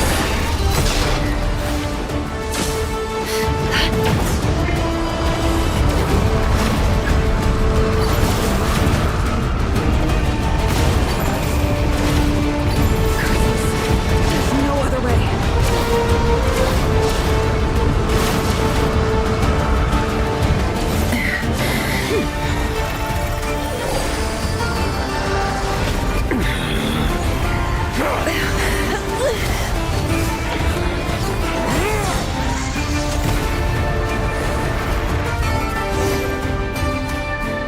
The only way to defeat Rarer is to borrow his own power. That means Columbina will have to disappear while you two bear the brunt of his attacks. You have to hold on. Find a way to keep him focused on killing the two of you.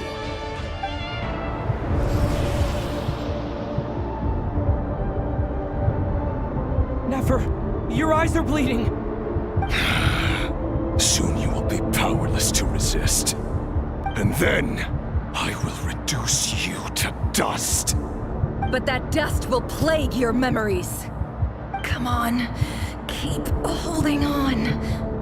Any other tricks up your sleeve? Let's see them. As entertaining as they are. You've backed yourself into a corner. You don't fool me. I see your fear clear as day. I have to stoke his rage. Make him unleash everything. You fear what you could never defeat. You fear the thought of never being able to save your beloved.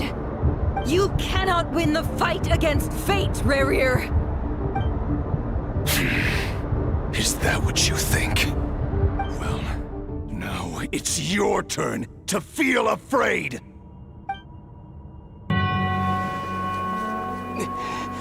You fear the sound of your own name? Is it us you hate? Or is it what you've become? Let's see what becomes of you!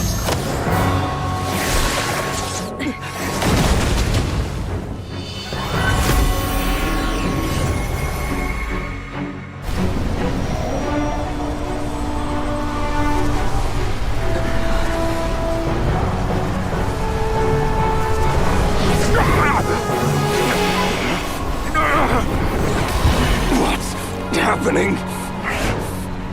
That power. I've seen it before.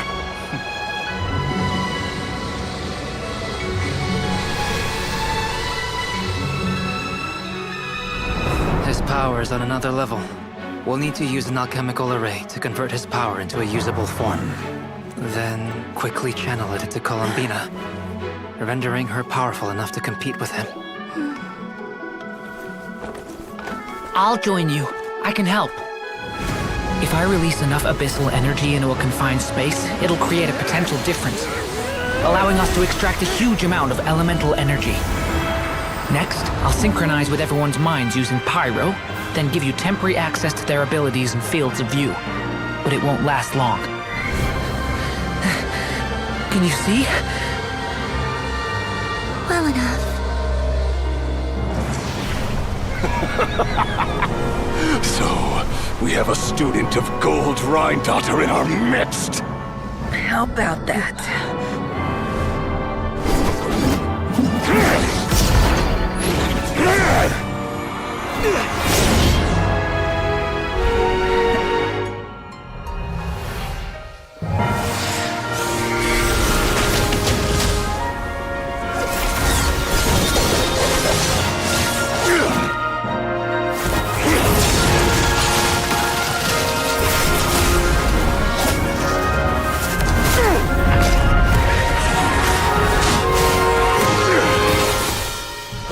You use my own power against me? Just like how you stole Kuvaki. Look familiar?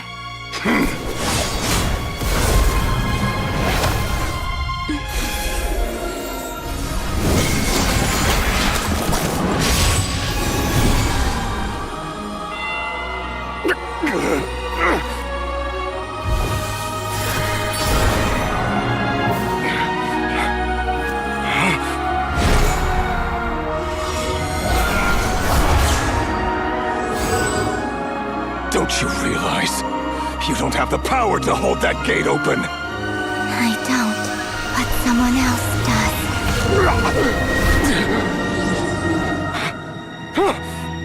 Goodbye, Rerir.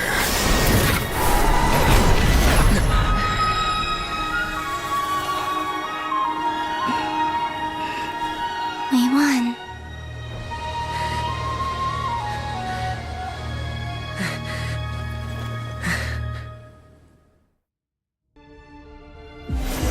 The moonlight!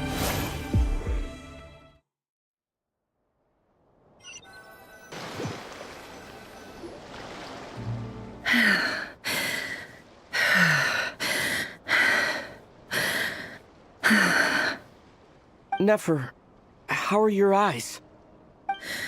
They're fine. Apart from the blindness, of course. It's not too late. Let me handle it.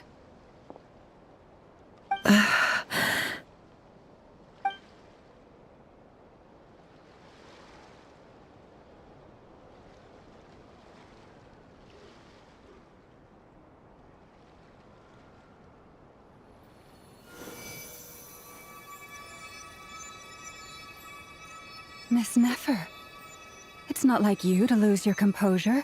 That was the most reckless thing I've ever seen you do. Reckless how? The situation was critical. Our lives were at stake. We had to do something. Even so. Okay. I guess you're right. Under the circumstances, it was a wise decision. You traded your eyes for an incredible victory. In business terms, I suppose that's a huge return on investment. I'd be hard-pressed to argue otherwise. Still, I don't like this outcome, and I don't want you to lose your sight for good. People suffer when they make sacrifices they shouldn't have to make, whether that means faith, strength, or in this case, your ability to even see. I had hoped you could win without sacrificing so much as a single hair on your head. Thank you. Really. All done. Don't try and open your eyes just yet. We'll see how you're doing in a couple of days. Until then, please follow your recovery plan to the letter. I'll send full details through Yehoda. For now, just get yourself home, relax, and rest. My dear friends, we have fought bravely and achieved a spectacular victory. A dark cloud has been lifted from the skies of Nodcry. All in this land will be grateful for what you have done. The moon will remember this day. Thank you both.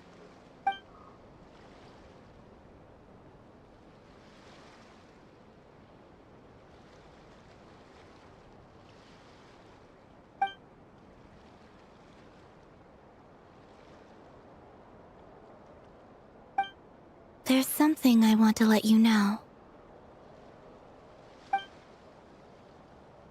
What is it? When Durin connected everyone's minds so I could access their powers, I also felt everything they felt.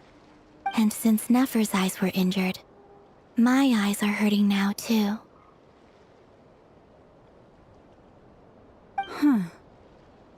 Hold on. Let me try.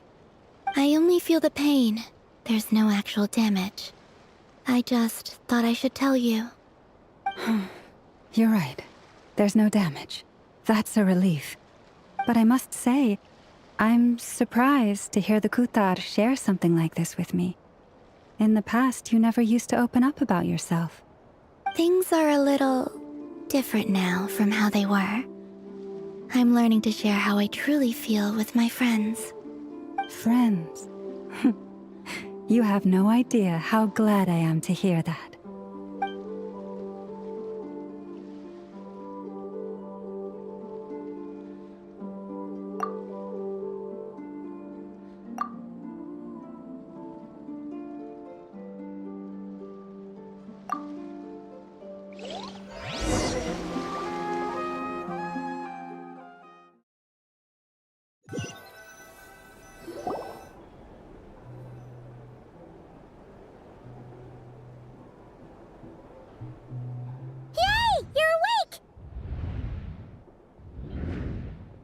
you feeling?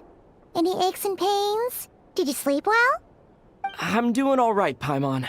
No need to worry about me. Phew. Well, that's good. Paimon's been sitting on the edge of the bed worrying about you for ages. You slept a whole day and night. Poor Paimon had to eat all by her lonesome. Glad to hear you didn't starve. How was the food? Well, it wasn't the same without you there to share it. Honestly, Paimon just can't relax when you're not your usual self. She couldn't enjoy the food and settle down to sleep. Well, I'm back to normal now. Oh yeah, and Albedo swung by earlier. He said to tell you to head to the tavern when you woke up. Varker and the others are organizing a victory feast and they want to celebrate with you. He also dropped off some medical supplies, but you seem fit as a fiddle, so guess you won't be needing those. If you're feeling up to it, let's head over now. Wouldn't want to keep them waiting.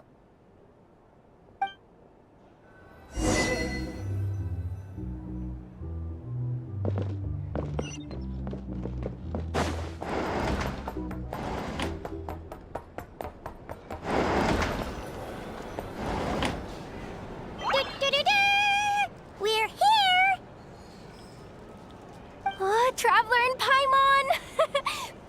Perfect timing! We were literally just saying how there's no way we're holding this victory feast without you any longer, and we would have postponed it till tomorrow. How are you feeling today? Much better. Thanks. Don't worry about me. Relieved to hear it. If that changes, just let me know. Happy to check you over at any time. Yep, we're here for you. Anything you need, just let us know. Oh wait, where's Nefer? How are her eyes doing? Nefer's right over there. I'm sure she'd love to catch up with you.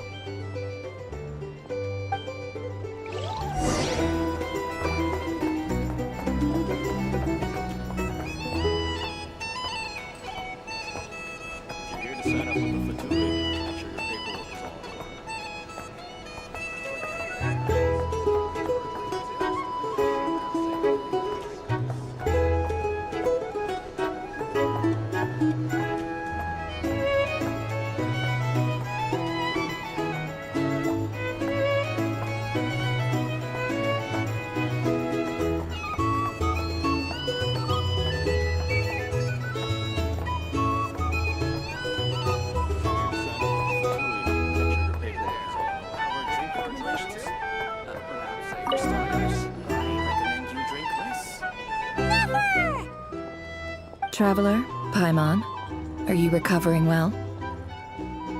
Turns out that moon chanter has some real talent after all. My eyes were mostly recovered after just a couple days' rest. I can actually open them again now.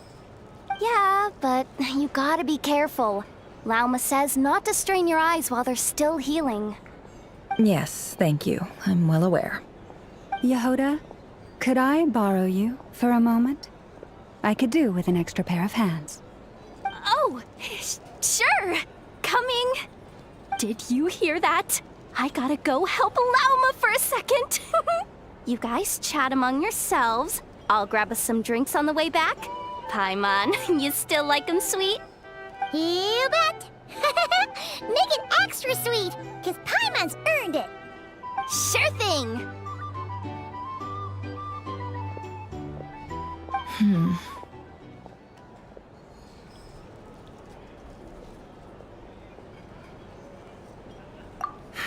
The Raker of Solnari. Kind of a snake, don't you think? No, definitely a snake. A poisonous one who spewed his venomous hatred everywhere. Anyone who seeks revenge out of hatred for other people has become a snake. That's something my dad used to say. Perhaps. I'm sure it sounds like a very wise and open-hearted perspective to your ears. But me? I think hatred is a perfectly justifiable emotion. What else is left when everything you depended on in life gets stripped away? Something's gotta fuel that drive to keep on living. If you're worried about me, you can nip that in the bud. I'm not someone who gets stuck in the past. It's just... I suddenly feel like I was wrong to call my father a liar. He was just a fool. That's why the Academia turned their back on him, and why the other tribes ganged up on him. Oh, Father.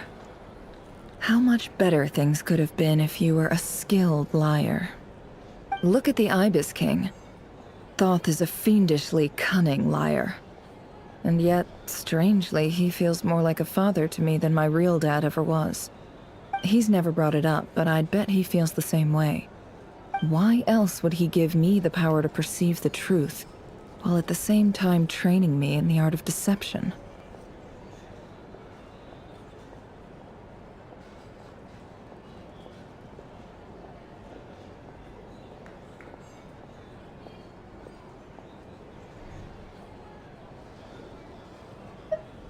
Well, King Deshret banished him to Aru, which is essentially a prison, and posed 3 questions to him.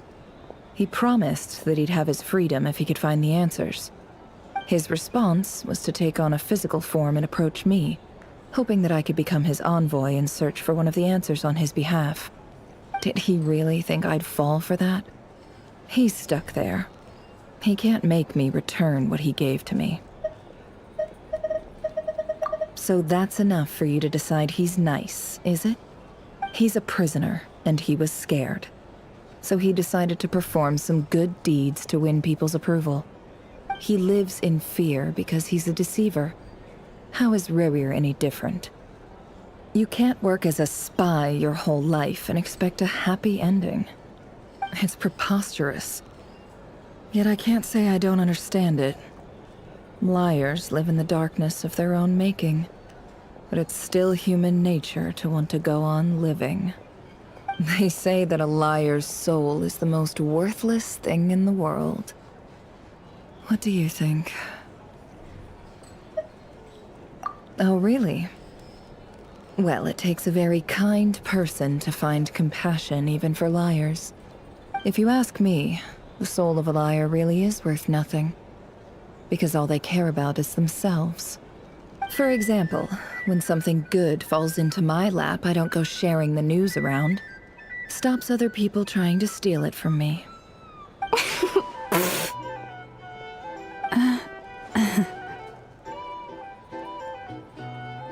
So be it. They have sharp ears. I can't keep anything from them. Oh, is that what it looks like? Well, you all know my past now, and I can't simply eliminate everyone who knows too much. So I guess I just have to put up with you, for the foreseeable future at least. When you find yourself in a situation you can't control, the safest play is to keep calm and start monitoring everyone involved like a hawk. In the intelligence world, you need to have a sense of perspective and play your hand accordingly. If you understand what's at stake, please ensure my secret is safe with you. I trust you'll respect my wishes as a friend. But don't forget, I will also be watching you like a hawk. Very good. Oh, wait! Now that the panic's over and we've all calmed down, Paimon suddenly remembered something. After all that build-up, our mystery ally never showed up even once!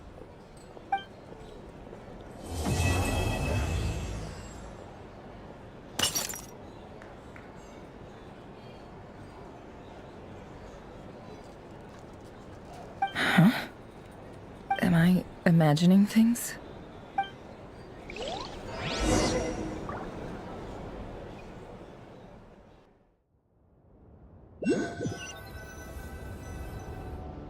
So, that close colleague who stayed behind with you? What's he been up to recently? Don't know, don't care. I get more normal human interaction from hanging out with Bosco too than him. Although, now you mention it, he hasn't bothered me in a while. I wonder if... If he's disappeared without a trace, it's the biggest gift he ever gave to the world. But I somehow doubt that's what's going on. He won't lie low forever. So we'd better stay on guard.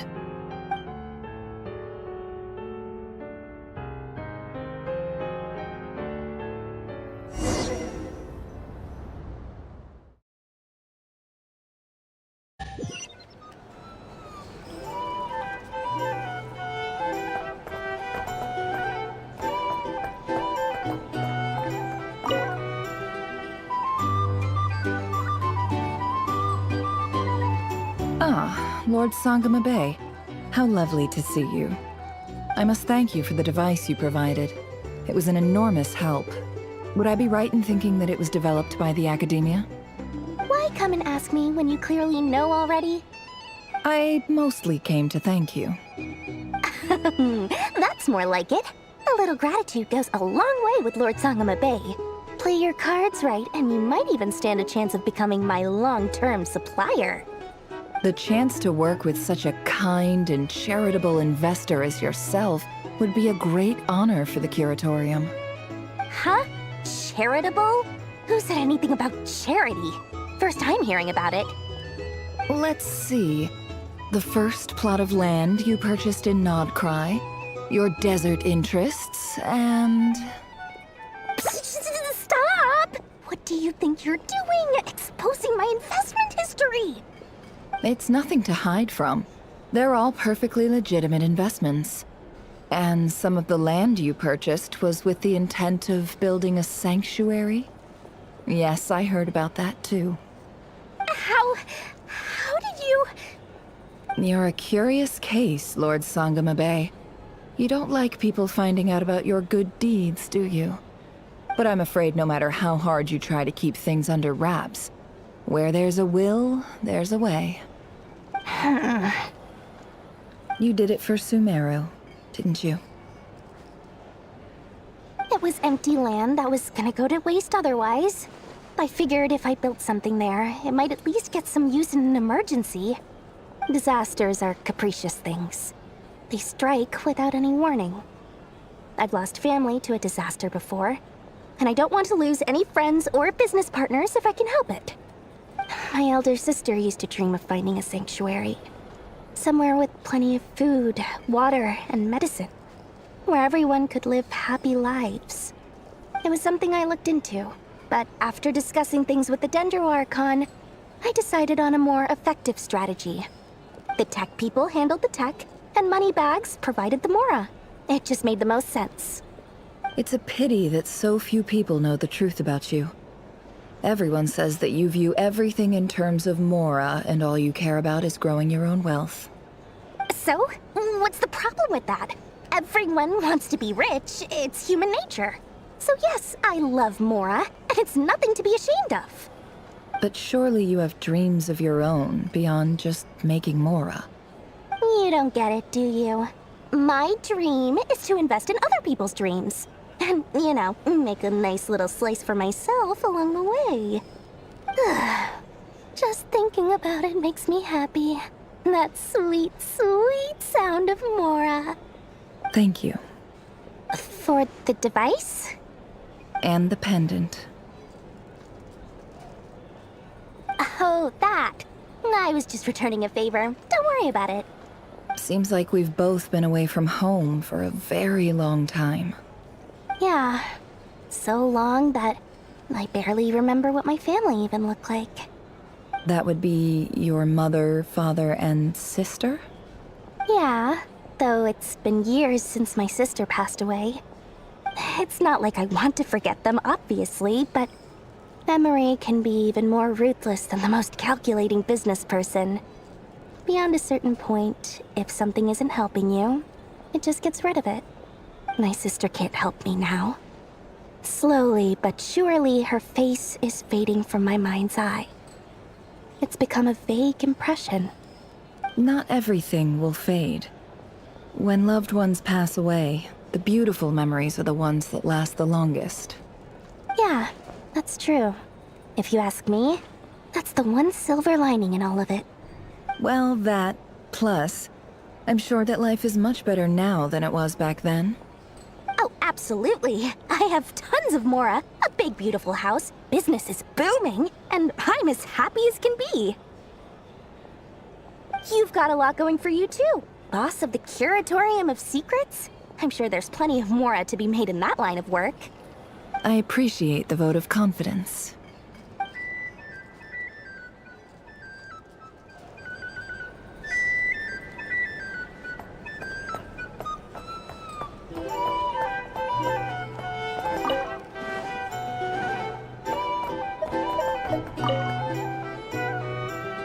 How have you been holding up?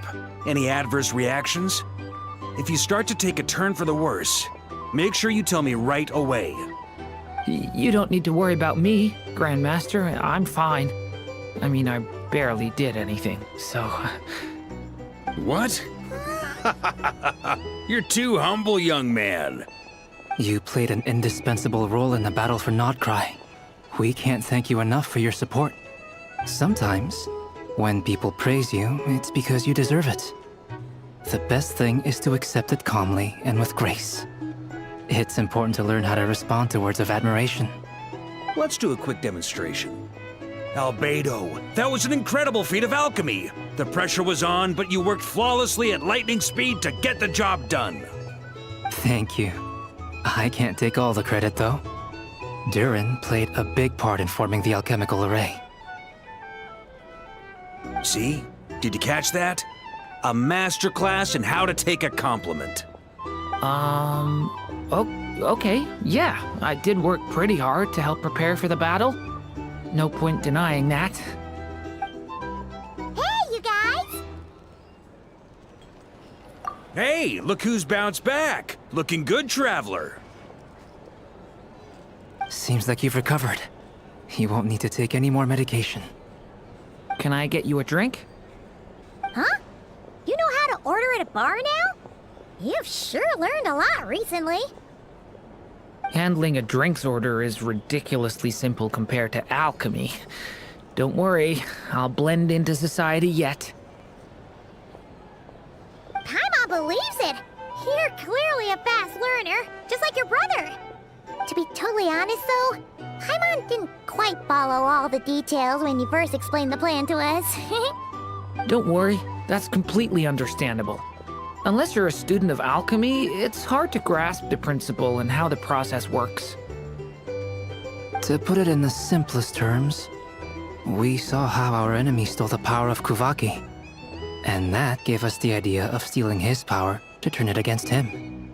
When facing an enemy you have no hope of defeating, it's best not to engage them in battle.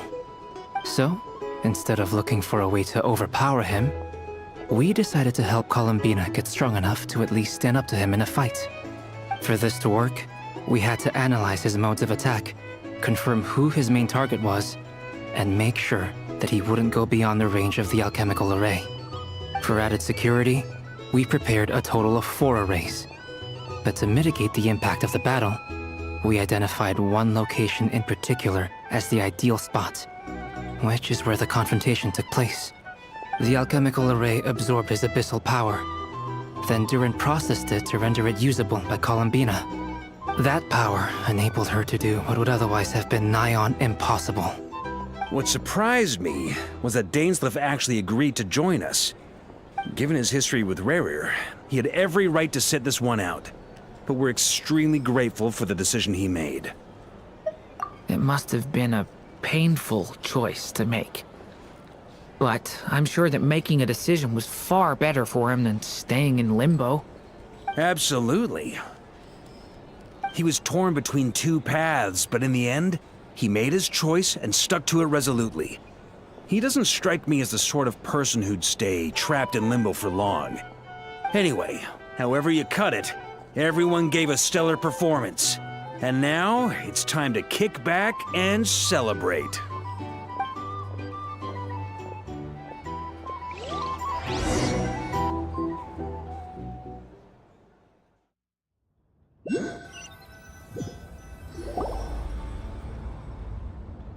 That's the only reason you're here.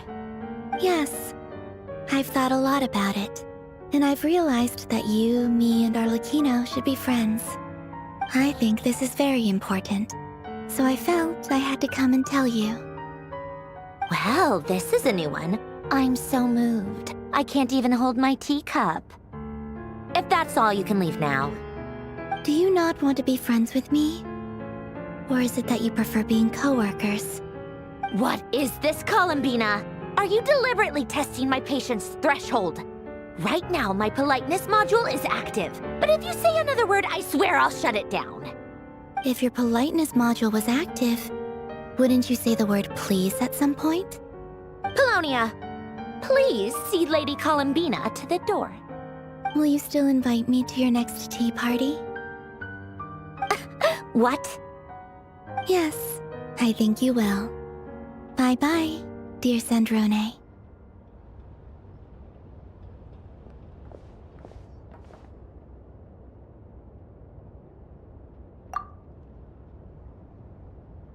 Last time, the Wild Hunt escorted you out. Would you rather I handled it myself this time? We just wanted to, see how you were doing now that it's all over. Why? Out of concern for my safety? I hope you didn't seriously think that the Rahier of Solnari would be able to lay so much as a finger upon me, given how prepared I was.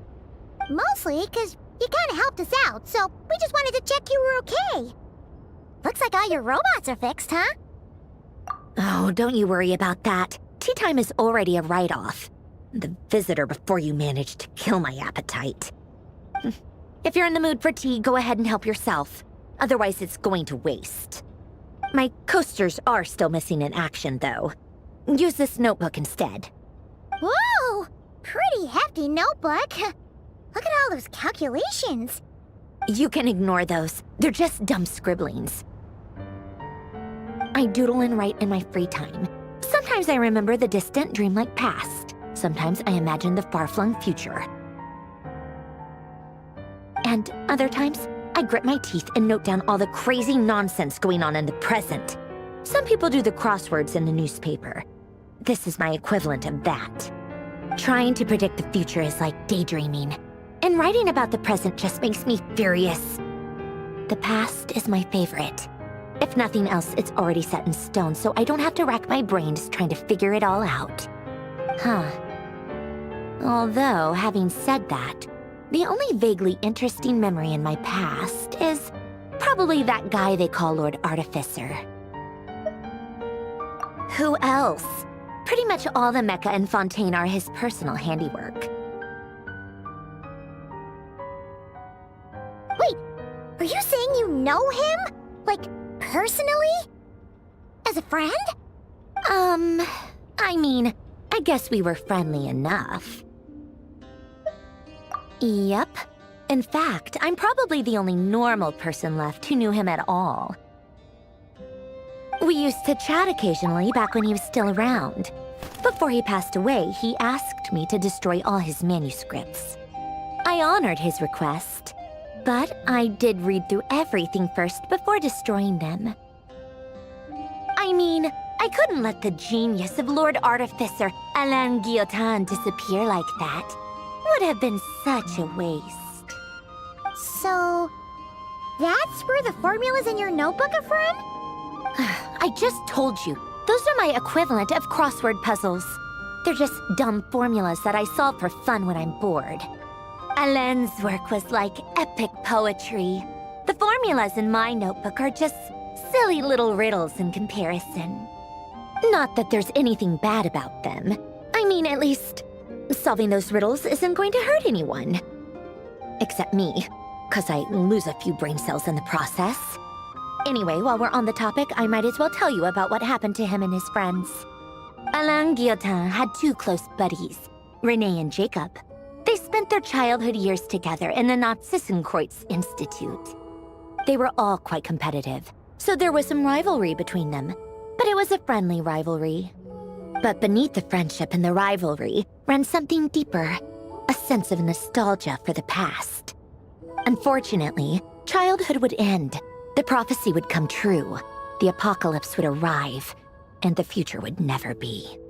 A mad dream that would normally only capture the minds of lunatics. begin to take root in their hearts. A dream of saving the world. And if Renee and Alain had been people of lesser wits, that dream would probably have ended up as something for them to joke about in their older years. But alas, they were some of the sharpest minds around. They nurtured that dream with the full power of their intellect, and it grew into something that ate away at their souls. The first of them to fall under its spell was Renee.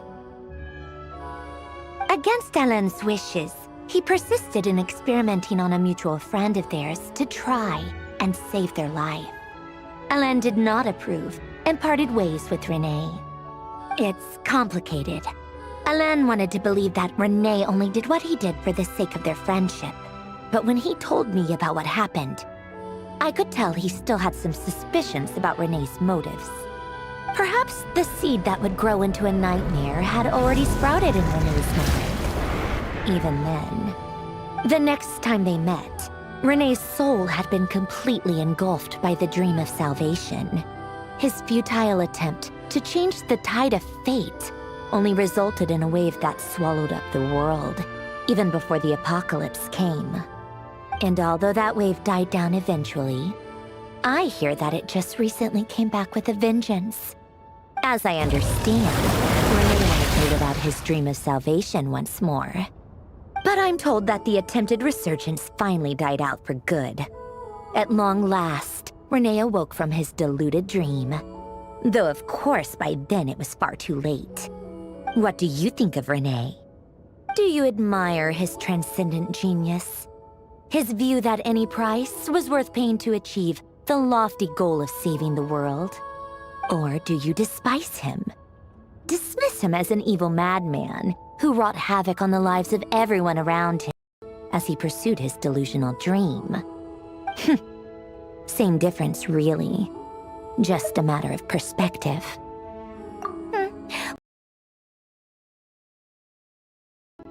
But I suspect you'd have a more incisive and insightful answer if we dug into it further.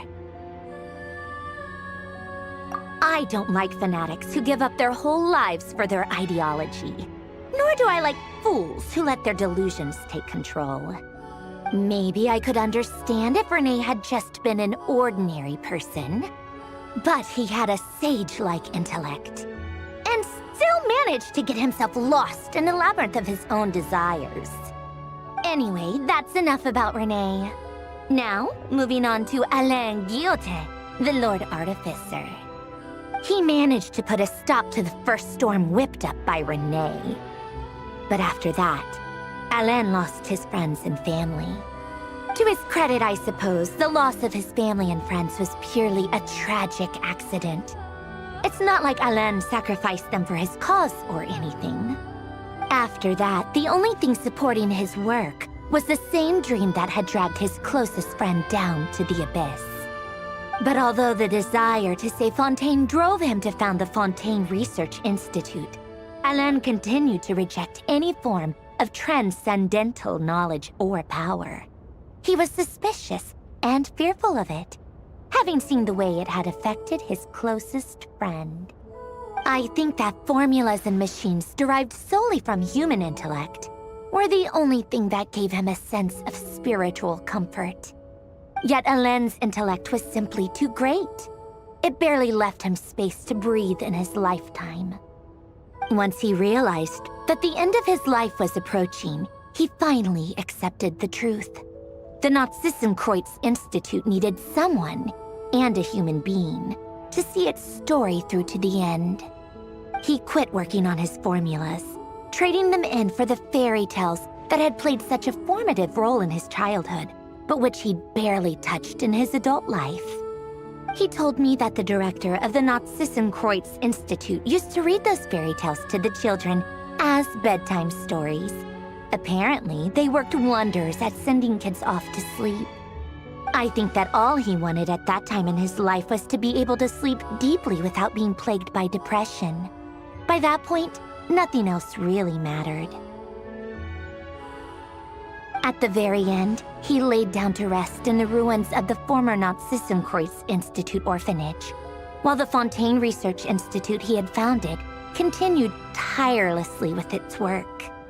Many years after that, tensions over competing dreams would once again cause a rift, this time between members of the Fontaine Research Institute. But the actions of those fools had nothing at all to do with Alain. And that is the story of two people from the Narzissenkreuz Institute who both wanted to save the world. One went all in on his fantasy of salvation without ever looking back, and ended up calmly sinking to the bottom of the deepest sea. The other sought desperately to burn bright in his life, even though he wasn't sure where he was going. I do sometimes wonder, why is it that people like them have such grand hopes of saving the world? Even the grandest tree starts as a tiny seed. So perhaps, for each of them, their mission to save the world began with a very simple desire: to save themselves. They were young children with friends and family who mattered to them, desires to explore the meaning of life, ambitions to have a successful career. They didn't want to see all of that taken away in one fell swoop. Or maybe they just wanted to find something to anchor themselves within the chaos, to stop them getting quietly swept away by the storms of life. But instead, the search for their own salvation took them down the rocky road laid out by fate. Do you think the desire to save oneself is enough of a justification to try and save the world? You don't know? I guess that's a fair answer. At least you're not trying to hide your confusion. Alain was much more straightforward about it. I asked him the same question back when he was in his prime, putting all of his energy into his work. Yes, it's enough. That was all he said before getting right back to his work. He was always that way. All right, tea time's over. I owe Arlecchino a favor for telling me these stories. I'll have to bring a whole sack of gifts the next time I visit the House of the Hearth. I'm gonna go tinker with Polonia now. You guys can do whatever you want, as long as it doesn't involve interrupting me. Polonia, exit hibernation mode. Begin diagnostics.